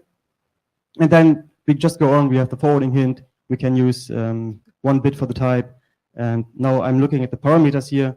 So we get rid of the parameters type and just use 1 bit. And now I'm doing a little trick here. So if you can see this, the length field of the lifetime is actually variable. So the lifetime can be like 1, 2, 4, or 8 byte. What we do for the IoT is we are on a constraint network, and we limit this to 2 bytes. This means we can encode 65 seconds into this field. So we can say the lifetime in the pit is 65 seconds at max. And once we have the structure, you can see the nonce is limited to 4. This is given by DN. Now we have lifetime limited to 2 bytes, and now we have a hop limit limited to 1 byte. And here you can see the binary pattern. So it's a binary encoding. So we move the parameters up, and now from the perspective of a packet parser, you see the length field here. And if this length field is, let's assume 5, then the parser knows, okay, there must be a nonce and a hop limit because they both add up to 5. So this is a little trick we use here to implicitly remove the type field and the length field without using any bits here or the dispatch field. And after this, there's also a CID bit. I don't talk about this today. This is for the stateful compression. This is still future work. But basically, we would use, this is just a pointer to a further byte that contains state for the compression.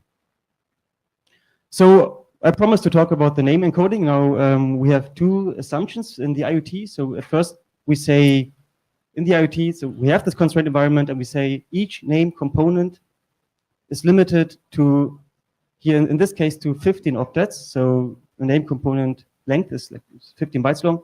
And we say that in this case, we say we use the uniform component type. So each component actually can be composed of different component types. And we say we just use the generic component for NDN names in this case.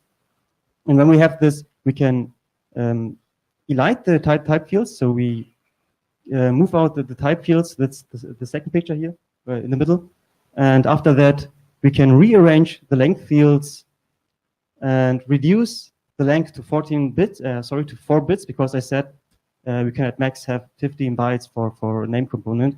And then we end up with the last picture in the bottom. So we see this is just, we use just 1 byte to encode the length for the next 2 name components. And we use a stop symbol. And by using this, you can even get rid of the outermost name TLV length field, which is also 1 byte or more. I will show you the last picture in the bit level. It looks like this. So, because here's a trick now. So by using or by rearranging the length fields into 1 byte, we have an advantage with an odd number of name components, because now we can. Here you can see the green pattern here. Now we can encode the stop symbol into the same byte that would use. That would be used for the second name component. And by using this name encoding, we can see at the formula. I don't. So we win like a factor of 4 of bytes because of removing all the type fields and the length fields. And here's an example. So let's just assume we have a name IETF101 Sensor Temp 2018. And in the upper part, in the upper picture, you can see an odd number of name components. And you see the outermost TL is here, the brownish color, and then the name series of name components, which contains the IETF 101 and so on. And after this name encoding, we get to a scheme where we have the length field used, or the length bytes is 1 byte used for 2 name components, and so on. And the last length field is again the mixture of the name component length and this stop symbol. That is why it's here green vertically.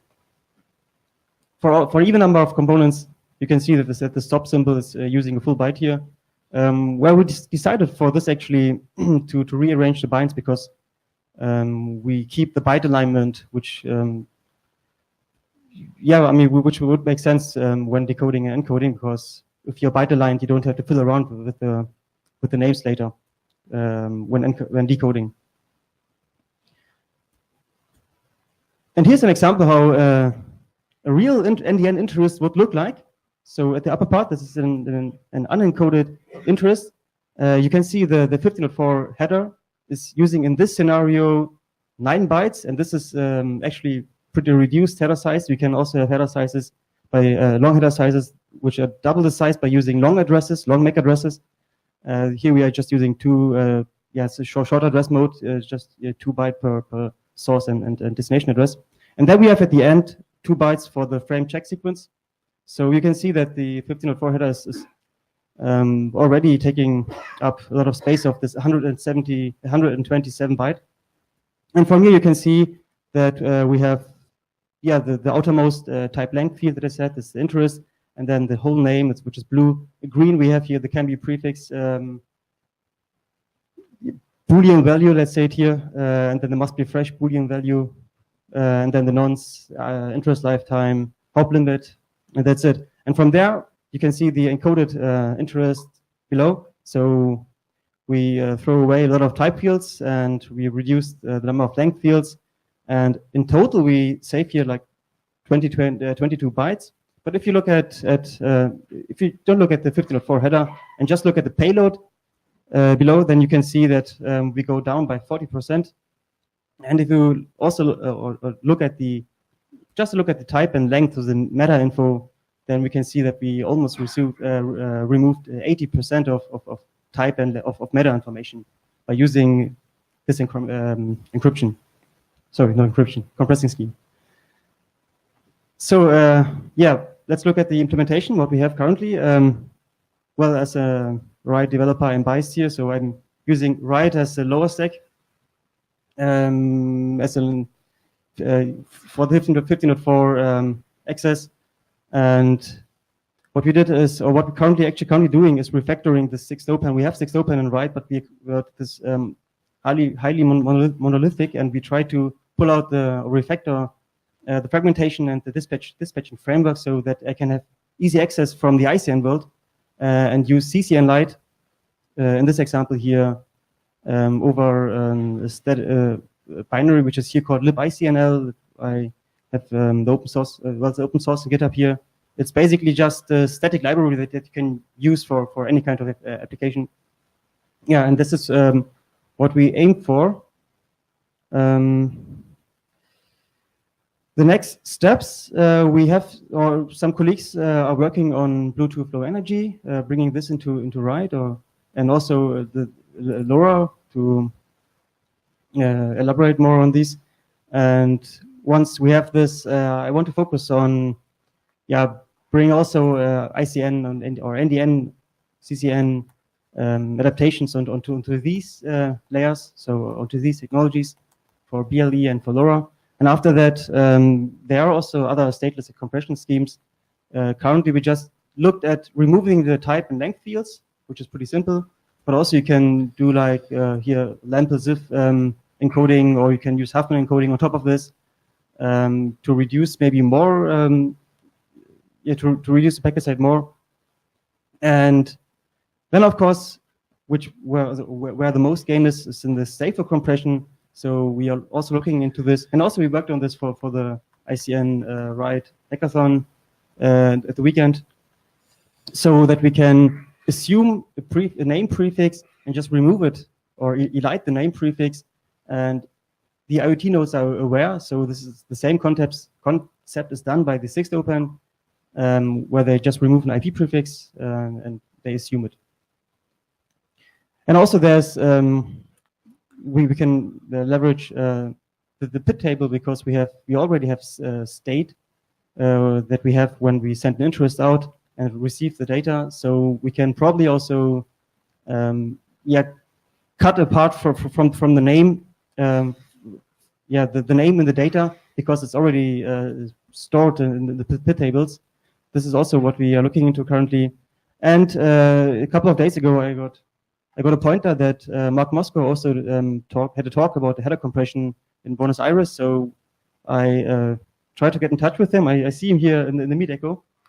And we emailed, and let's see what happens there. Yeah, and that's the last slide. So any questions?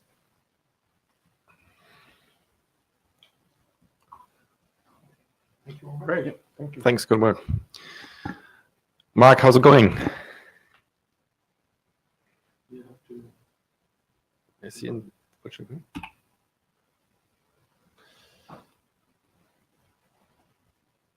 It's kind of How about now? much better. Okay, great. You have my slides up? Yeah, I'm putting them up now. 1 second. You should be seeing them now. Yes. Okay, great. All right. Well, thank you very much for the time slot today. We got some feedback on the 06 drafts of the semantics and messages documents. So we made a few editorial changes to the drafts to address those. And this slide kind of summarizes the high level what happened. The security considerations, got a significant rewrite based on the feedback. There were also some nits about how to identify IRTF documents and some mandatory text that wasn't in there. So that's been added in. And then on the content side, there were some comments that the drafts didn't provide any background or motivation for what they're trying to address. So we added some new language around this, and then fixed a few technical style spelling and technical content questions. There wasn't any feedback on the messages draft, but we kind of applied the same feedback to that document. Next slide, please. So this table goes over the detailed changes. It says kind of what the changes are, but it doesn't say, the text of the changes. That's in the document, which is uploaded to the data tracker now. So in the semantics document, The abstract got some mandatory text about it being an ICNRG document, and the same for the messages draft. Then in the introduction, we cited a lot more work around the area. So the 7927 document from ICNRG as a context for ICN protocols. We cited the original Conex paper. We cited the CICN and CCN Lite implementations. We cited NDN as a related ICN protocol. There's about one paragraph that tries to nail down what the underlying differences between CCN and NDN, and which is basically discovery at the network layer. And we also cited the selectors draft as an example of doing an upper layer protocol for discovery in CCN 1.0. And a paragraph on that this draft is a consensus document from the research group, and we added four paragraphs with a high-level walkthrough about kind of how the protocol operates. In the messages document, we added just a quick background and cite the semantics document for everyone to look at. And we also cited the 7927 as context. We added a paragraph about the 2.2 TLV choice and the reason why we chose that TLV encoding. And we also cited work on header compression as a way to address the overhead for links that really need that. And then the mandatory paragraph on it being a consensus document. In the semantics document, we added a new section on architecture. So this describes what a typical network would look like, though it's not meant to be restrictive in that sense. And then in the protocol overview, we rewrote some paragraphs as per the comments back to us. And on the next slide. Yep. Okay. So it just takes my screen a little moment to refresh. So then the security section, as I mentioned, is a complete rewrite. So we added some text about these drafts are for a layer 3 protocol with authentication and not encryption. So, just to kind of scope it. So, because there were some questions about, well, what about encryption? And then we provide some usage guidelines for integrity checks and authentication codes and signatures, especially in interest where those could be an attack vector, a computational attack vector. We mentioned that we don't talk about how one arrives at keys or trust keys. We do cite the key exchange protocol as one way to exchange keys. We discuss the key exchange and the encapsulating encryption drafts as examples of ways that you could create tunnels. And we mentioned that one could use other forms of encryption like broadcast encryption and proxy re-encryption for shared content. We discussed some of the security issues around TLV encodings of data packets, such as aliasing values, the need for schema value validation, and the potential issue of per hop latency due to TLV processing, which is, so most protocols, when they use TLV, it's in an end-to-end and not per hop. There's also an extended discussion of caching and cache poisoning and the motivation for the rules on cache behavior, which are in the body of the document. And we discuss our approach to hash agility and some of the limitations to that approach, and also mention that, in CCNX, the name is a pure binary matching, so you don't have the flexibility that you have with like a DNS name of it being case insensitive.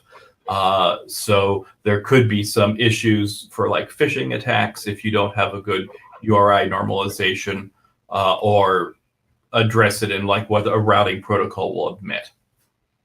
And we also reference 7927 and 7945 for more background. The messages draft has the same exact language for security considerations. So please read these updated sections and get me feedback. And if there's other citations that should be in there or other background that should be in there, please recommend it, and I'll put it in as appropriate. And I'd appreciate any feedback if the NDN comparison paragraph is appropriate and sufficient. I try to give what I saw as the core difference between the two protocols without really getting into the weeds of too many details. And the same thing for security considerations. Please, let me know if there's anything else that should be mentioned in here. Okay, next. So what I would like to do is either resubmit to IRSG or do an 08 draft. So, if over the next 2 weeks you could get me feedback, and then, in coordination with the chairs, we'll figure out, either resubmit or, bump it a revision as appropriate. And if you need more time to read the things, just let me know. We can give you more time to read it, to get the feedback. So that's the summary of what happened in the 07 draft. So this is probably the biggest change that's happened to the drafts in quite a while, based on the IRSG feedback. Okay, great. Thanks for taking care of finishing that work, and also for that very clear update presentation. Just looking into the room, is there any immediate question or comment? No. So thank you very much, Mark. Okay, thank you. Yeah. See you soon. Take care.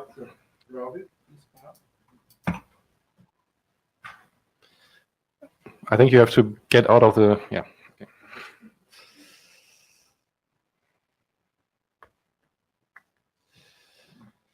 Just for the record, Robbie, 10 minutes. No. Okay.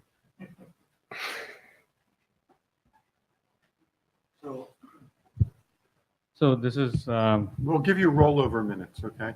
What does it mean? Any minutes you don't use now, you can use next time. meeting. Okay, I understand. Okay. So this is an update to the summary of update to this draft. So where we are looking at the ICN, so basically the 3GPP's 5GC architecture, and see how ICN can be enabled in some native form in this architecture. So I will not go, because the main difference, and I will just go through the draft updates here. So main draft updates is that we had Dirk, who has contributed his IP over ICN work into this draft to basically show that, okay, you can basically enable new kinds of the different types of ICN architectures into the 5G framework. So the one thing is that we changed this ICN. We had this ICN anchor point. We call it ICN gateway to avoid any misinterpretation, basically saying there's no real anchor point from the ICN perspective. Discussion, yeah. So the main difference is that we added more details on how we could leverage the non-IP PDU provision for ICN in 5G. So it's more about the different considerations or challenges that needs to be addressed to ensure that to enable ICN to maximize ICN's efficiency within the 5G network. Again, we have discussion on this one on what I call with Dirk's contribution on IP on over ICN realization of 5GC, and there's been update to some of the use case scenarios. So here we have one use case. We had the use case considering a typical ICN kind of a CCN NDN kind of architecture, but we have an extension to also see how IP over ICN can basically do the same thing for smart mobility. And there was another contribution on multi-user VR use case. So this is again saying that you could fundamentally use some of the characteristics of the VR application to that could fundamentally benefit from an ICN deployment. So just to recap, the main draft objectives is to see how ICN enables to basically see how different features of ICN can be used to address a lot of the challenges of the 5G application. So probably people know this. You have EMBB, MMTS, and URLC. So there are a lot of challenging requirements there, and see how ICN transport can help that. So the first thing was to just because you have to look into the architecture and see how ICN fits in. So that main thing was to look into the architecture and basically see how ICN can be plugged in. And the main flexibility comes from the different principles that 5GC has followed in their architecture from the perspective of going from the perspective of network slicing or NFP kind of or NFV SDN principles that allows you to plug in new kind of control functions or user plane functions. So again, as I said, we have more discussion on non-IP PDU for native deployment of ICN 5G, and we end up with some use case scenarios. So this was the architecture that I had presented last time. So the main thing is that on the left side is basically the regular 5G architecture that's proposed today. We added some new control functions to fundamentally allow ICN UEs to connect to the network and fundamentally do some ICN session management to the ICN gateway so that you allow this ICN PDUs to flow between the ICN UE and to the ICN gateway. And there again, of course, since we don't want it simply not an overlay. So you could transport those ICN as basically IP-based PDUs, or you can do it in a native format too, right? So, so coming to this non-IP PDU considerations, so the main advantage here is that you can enable ICN UEs, whether they're smart devices or any kind of even IoT devices, without any IP configuration, right? So, and the maximum efficiency comes by enabling the ICN gateway in the RAN itself, right? So this allows you to fundamentally maximize efficiency, what you get from caching and mobility and so on within the 5G network. So we added a lot of considerations here in the sense like probably they're more about unanswered question of what are the different things that needs to be handled or to be addressed for this to work. So one is from the attached procedures and the control plane for the UE with non-IP PDU. So here you could, this probably you could use existing mechanisms to do it to fundamentally from the device authentication perspective. But again, with ICN, if an operator is actually running an ICN network, fundamentally it's not about transporting bits. He's actually providing you accessibility to certain services. So probably you have to go down a level lower to fundamentally even authorize users to basically authenticate services. And fundamentally, if you're doing services, then probably you're dealing with naming and basically other things like the trust mechanisms and so on and so forth. So there is, from the control plane management, there has been some work from the LTE to fundamentally handle this kind of scenarios, to handle non-IP PDU. You can leverage some of those features here too. From the user plane perspective, as I said, like if you're really bringing the ICN gateway towards the E node B, you don't have any more of that anchor point kind of architectures where you can do the centralized policing or charging or legal interception kind of things, which are fundamental requirements in these networks.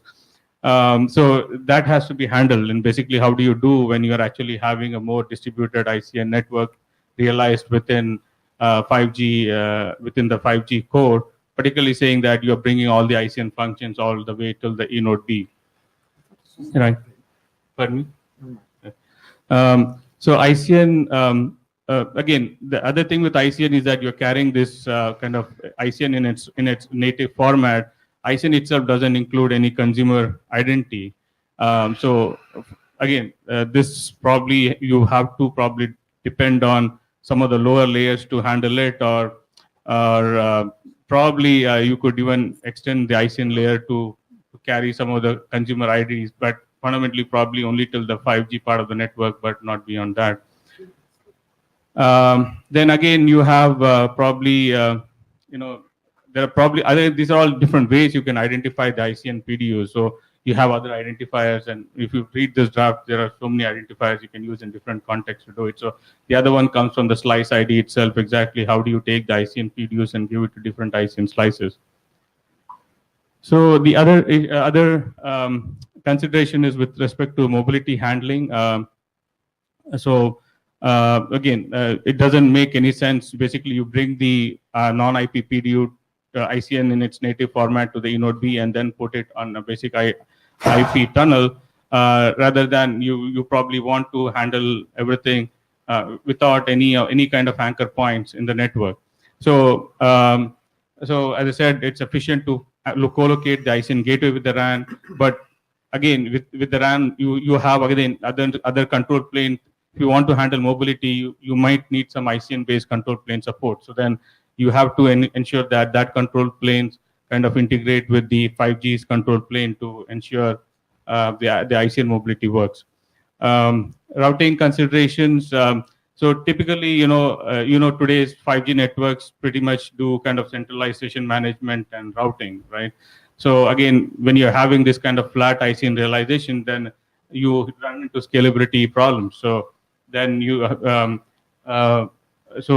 something like, to explore the feasibility of how distributed routing protocols can work in this scenario is something to consider. So I think here at somewhere, what I understand is that 3GPP is going in this phase with allowing more kind of mesh connectivity with some current like segment routing and stuff like that without GTP and stuff.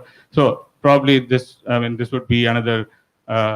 So it's probably going to ICN. You could take some of those principles to see how those control planes are supported. Okay, so this is how fast 10 minutes can pass. Oh, sorry. I'm done, and I don't have much here. So the key thing is, again, mobile edge computing, you want to handle the service flows intelligently to take the ICN flows to the closest service points. So again, this architecture, as I said, You have to move to the next step slide now. Yeah. So I'll go to the, okay. Okay. So this is all based on how this IP or ICN can be done. Okay. So the main thing here is that, to come to this point on next steps is how do you, so some of the things that we have outlined here is, I think one of the benefits that I had a presentation during the interim was to see how ICN multicasting can benefit on the radio access. So something like we could investigate more or put more details around that into this draft, or again, non-IP PDU, as I said, there are more open questions there. Those can be further addressed. Separate. So again, the other thing is that how do you handle non-IP PDUs, particularly saying for IoT or smart devices? Those can be handled in a more detailed manner. Mobility handling over ICN in 5G. We have a seamless mobility kind of section discussing that.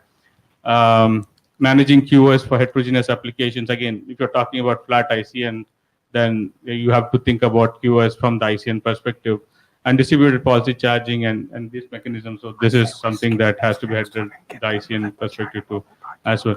So anyway, so the main idea is that, the key thing is that this particular work could influence how how 5G or 3GPP could view ICN as mostly a potential kind of a network that can be enabled in the future releases, so considering that 5G is still 4-5 years out.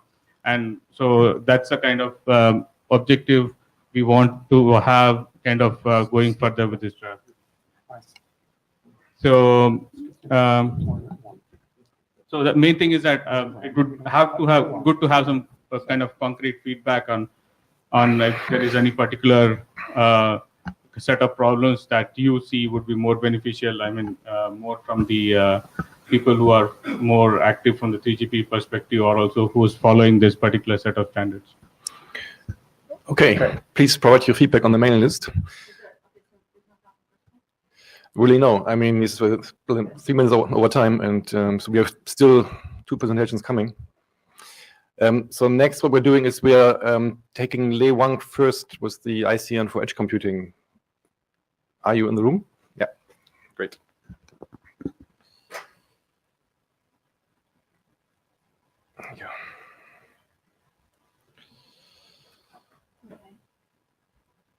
Mike.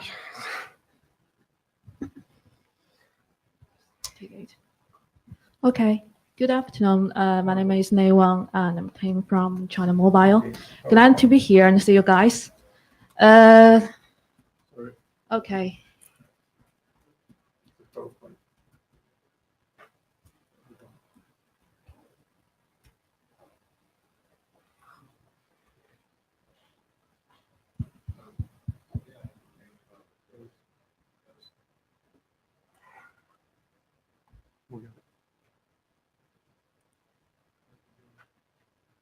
Before the sun starts, first of all, I would say I agree or not the presentation from Professor Zhang, and in her presentation about the home IoT, I would like to call it edge computing devices in my presentation.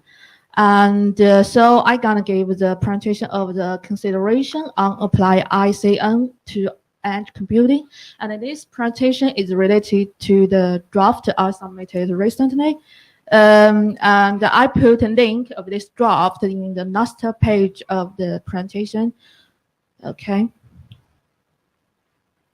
Okay. First of all, this is a new draft. This draft is not net technology, and of course, it has technology.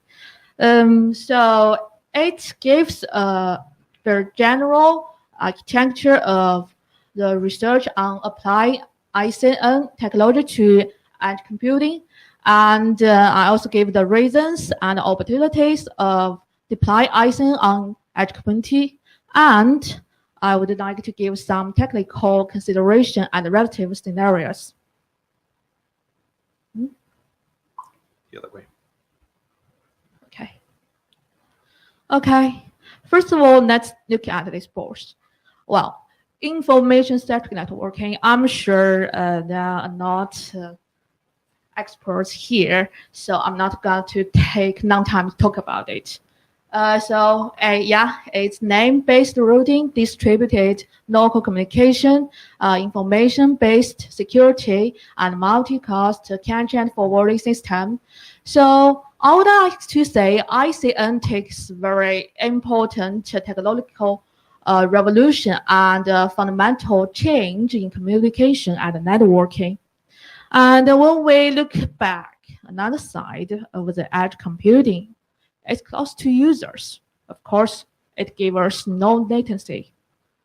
It has data pre-processing, and it is decentralized system, local computing, storage, connectivity. And one of the interest and maybe the promising direction of it may be the intelligence on edge.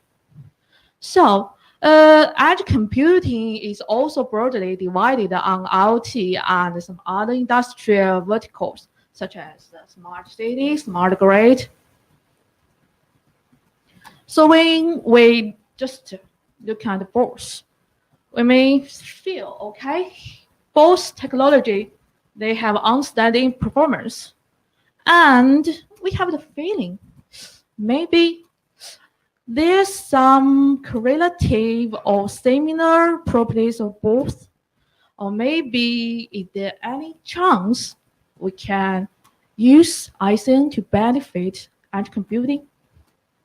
So, okay, opportunities of applying ICN to edge computing. First of all, ICN enable traffic convergence. Because in edge computing, there are a lot of devices deployed on edge, so it will cause a considerable uplink traffic on edge. And this kind of traffic also requires some flattening service. So we need the traffic is more convergent. And of course, the functionality complementary part were both edge computing and ICN, they have some relative or similar properties. But however, they also have some different properties can be complementary, like we put night computing on edge, which means we give it intelligence. Maybe this can help ICN and give us win-win approach and benefit both, so we can get the maximum performance. And when we talk about ICN, there's one thing we always need to talk is its deployment. So is it worthy or is it realistic to deploy ICN on the whole network? Well, maybe we don't need to deploy it in whole network. Maybe we'll only need to deploy it on the edge, which can reduce the whole network deployer's cost and complexity and make the network more flexible. I'm gonna give some technology consideration apply ICN to edge computing, and this list is from my draft. I'm gonna take the next 2 pages to talk about it. Okay, first of all, the edge computing network disconnection solution. Well, normally, and it can happen, the network can be disconnected because of maybe energy failure, maybe some disaster.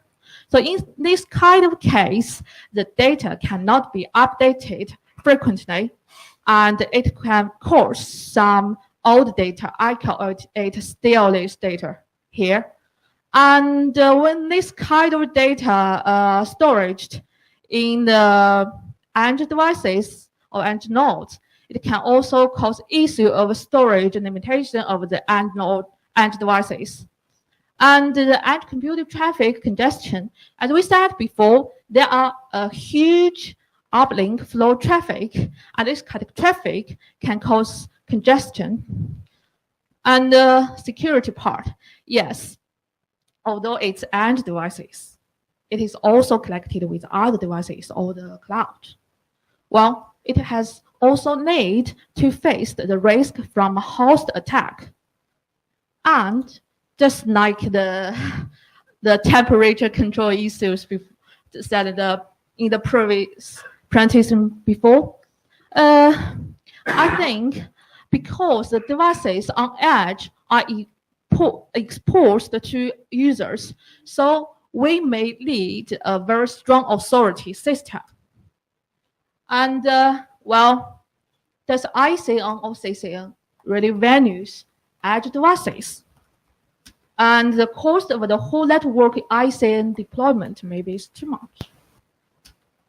Okay, so start from first.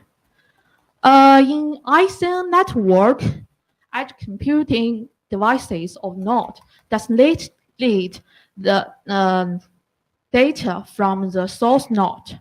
It can be any node which get this data captured. And which means it doesn't need an end-to-end communication. So this kind of data can be updated into the edge node, and we don't need the old data. and we don't want the old data. And the caching algorithm, I think it's benefit from the data replacement policies of ICN, can help to replace the data and update the data efficiently and dynamically. And edge computing traffic congestion. This is a picture I got from my draft because time, I'm not going to talk about it. It's very simple. And the communication congestion is reduced by the traffic convergence. About the security consideration, well, because in ICN network, it's name-based security. So in this kind of case, when I don't need to worry about the host attacked. And because it's self-certified authority model, this can help or strengthen the authority model of edge devices or not. Well, does ICN or CSN values edge devices? Yes, of course. Naming on edge node gain more valuation, and the cost of the whole network ICN deployment? No, not necessary. Partial deployment of ICN on edge is enough to highlight the advantages. And of course, there are more consideration here. I'm gonna think about it and update it afterwards. Okay, now look at both. Okay, both perfect. So should we or can we combine them together to give us or give this two technology a promise future, and which can take more scenarios and use cases, and which need more consideration on technologies? Of course, we need to face more challenges. And reversed, I think edge computing can also benefit ICN. Like I said before, edge computing makes ICN more intelligent and more efficient. Okay, this is my email address, and this is a link of the draft. And we need more reviews and feedback, and the inputs and the contribution for draft. Really appreciate it and welcome. Okay, thank you guys are still here and listen to my presentation. I know it's quite late, so I give you this smile for you guys. About this cat, that's my cat. It has nothing to do with the ICN. I just love Cathy. Not yet. Okay. Yeah, okay, thanks for maybe one day it has something to do with ICN. thanks for bringing this work to us. I'm an inmate. Thank you very much. Thanks. Is there any quick reaction from people doing edge computing today with ICN in research? Yes. Good. But you don't want to share it. Okay. On the mic, please.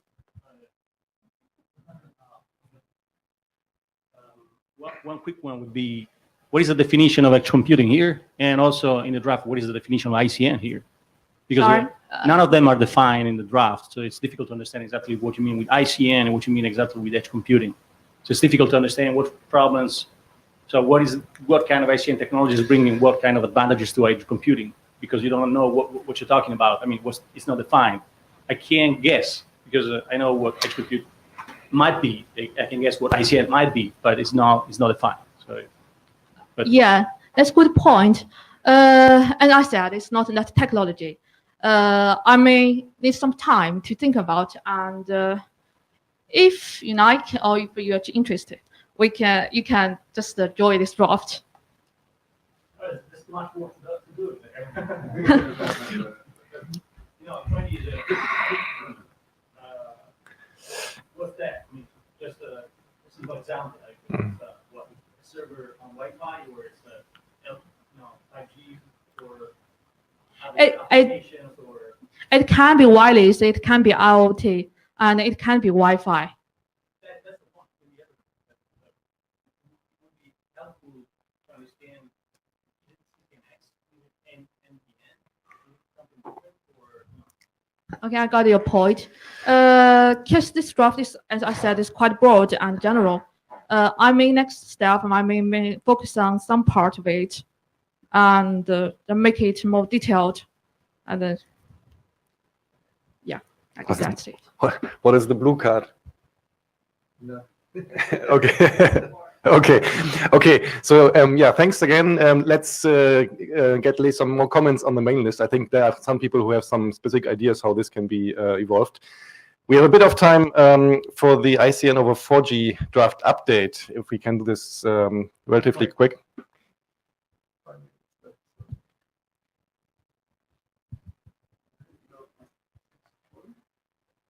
Thanks. This is the clicker, if you want it.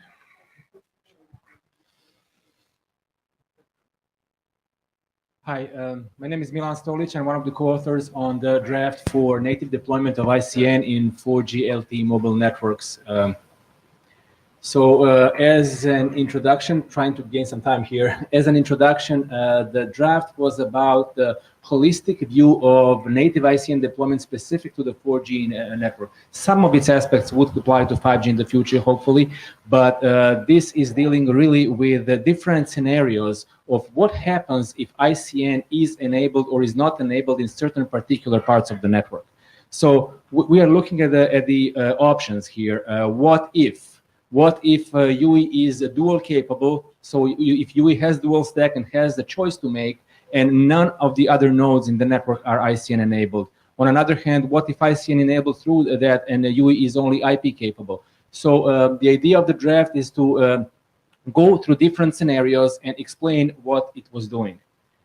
What needed to be changed with some specific proposals of the introduction of the transport convergence layer that will deal with this.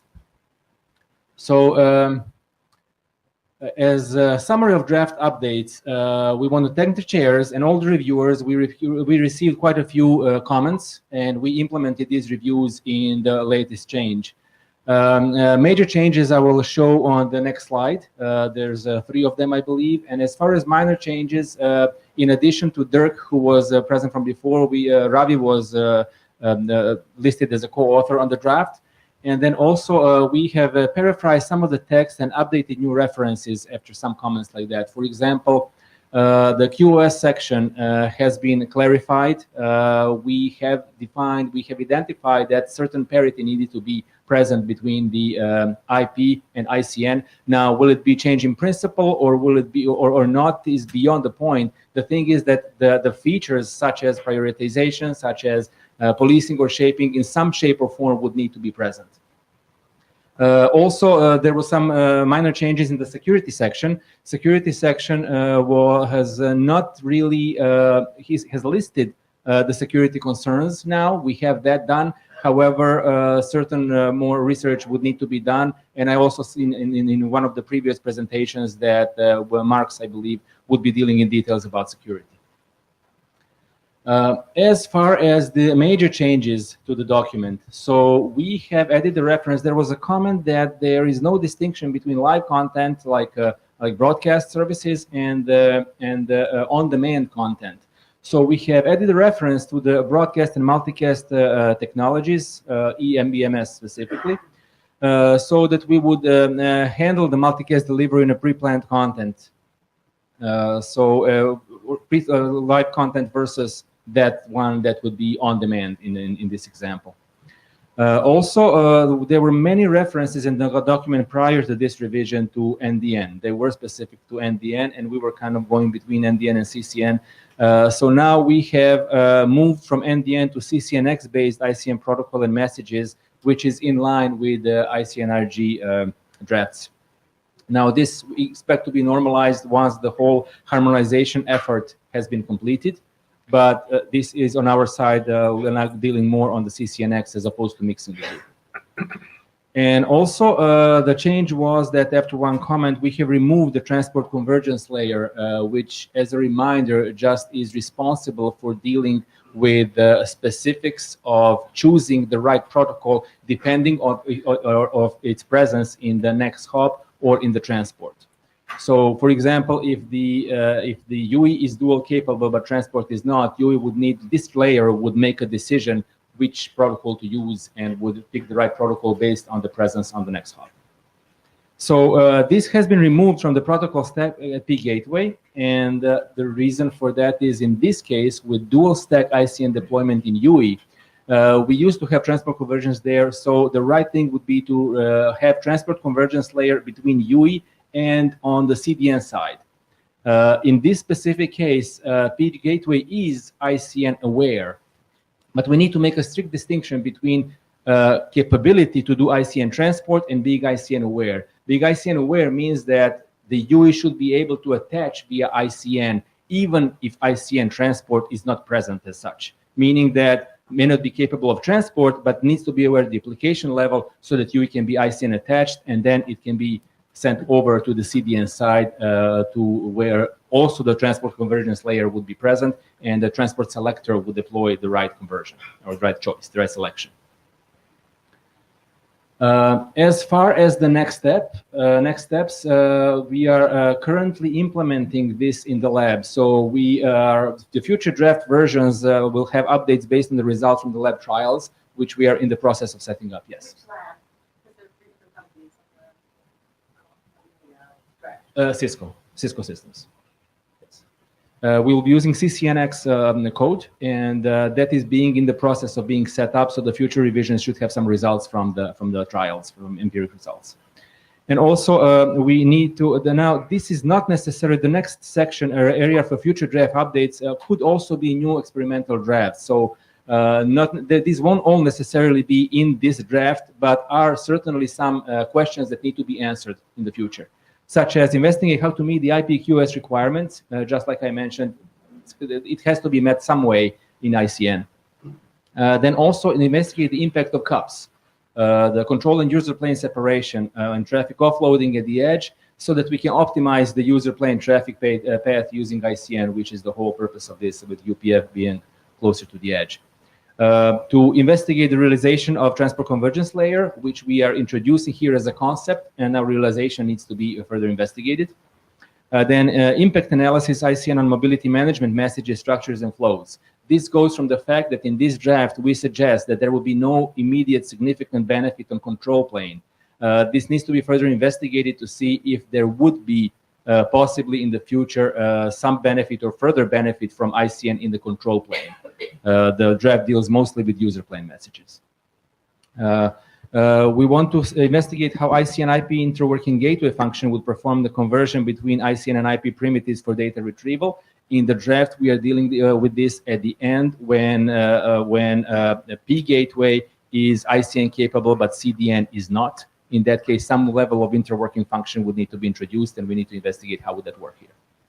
And then certain aspects, very important aspects of mobility networks need to also be examined, how they would react to ICN and how they would perform. I'm talking about lawful interception, billing, mediation, also network slicing and provisioning APIs requirements. So these are all concepts that would need to be investigated in this draft or in some other. Thank you. And thank you all for feedback, and please keep the comments coming. Thank you. Thanks, Milan. It's good to see this progressing. I'm looking forward to the experiments. Actually. Okay, yeah. Please send your comments on our main list.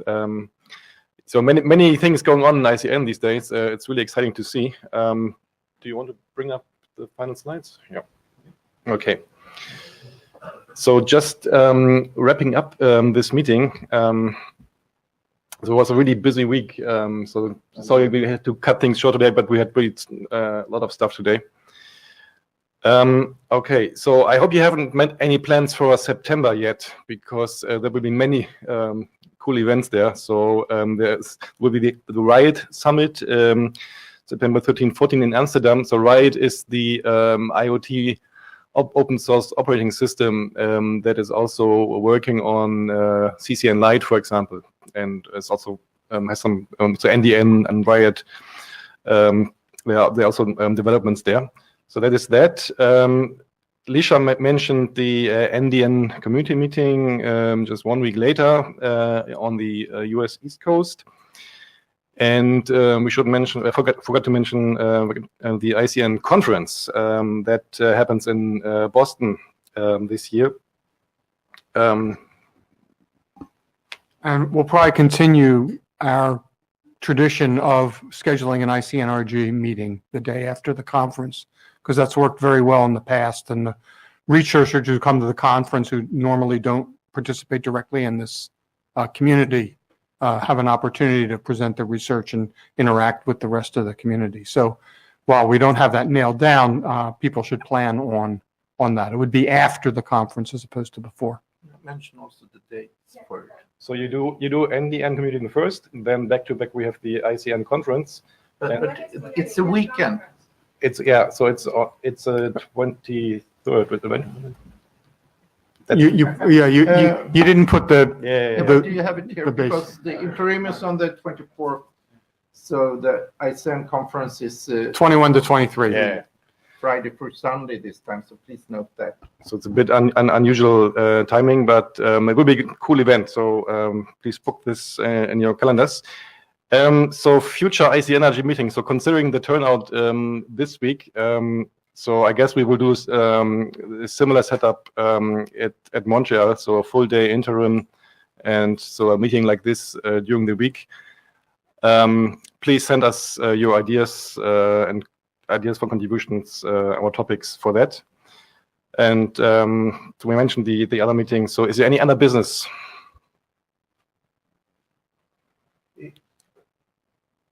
If you have comments on the meetings and so on, please use the mailing list. Thanks. Have a nice evening.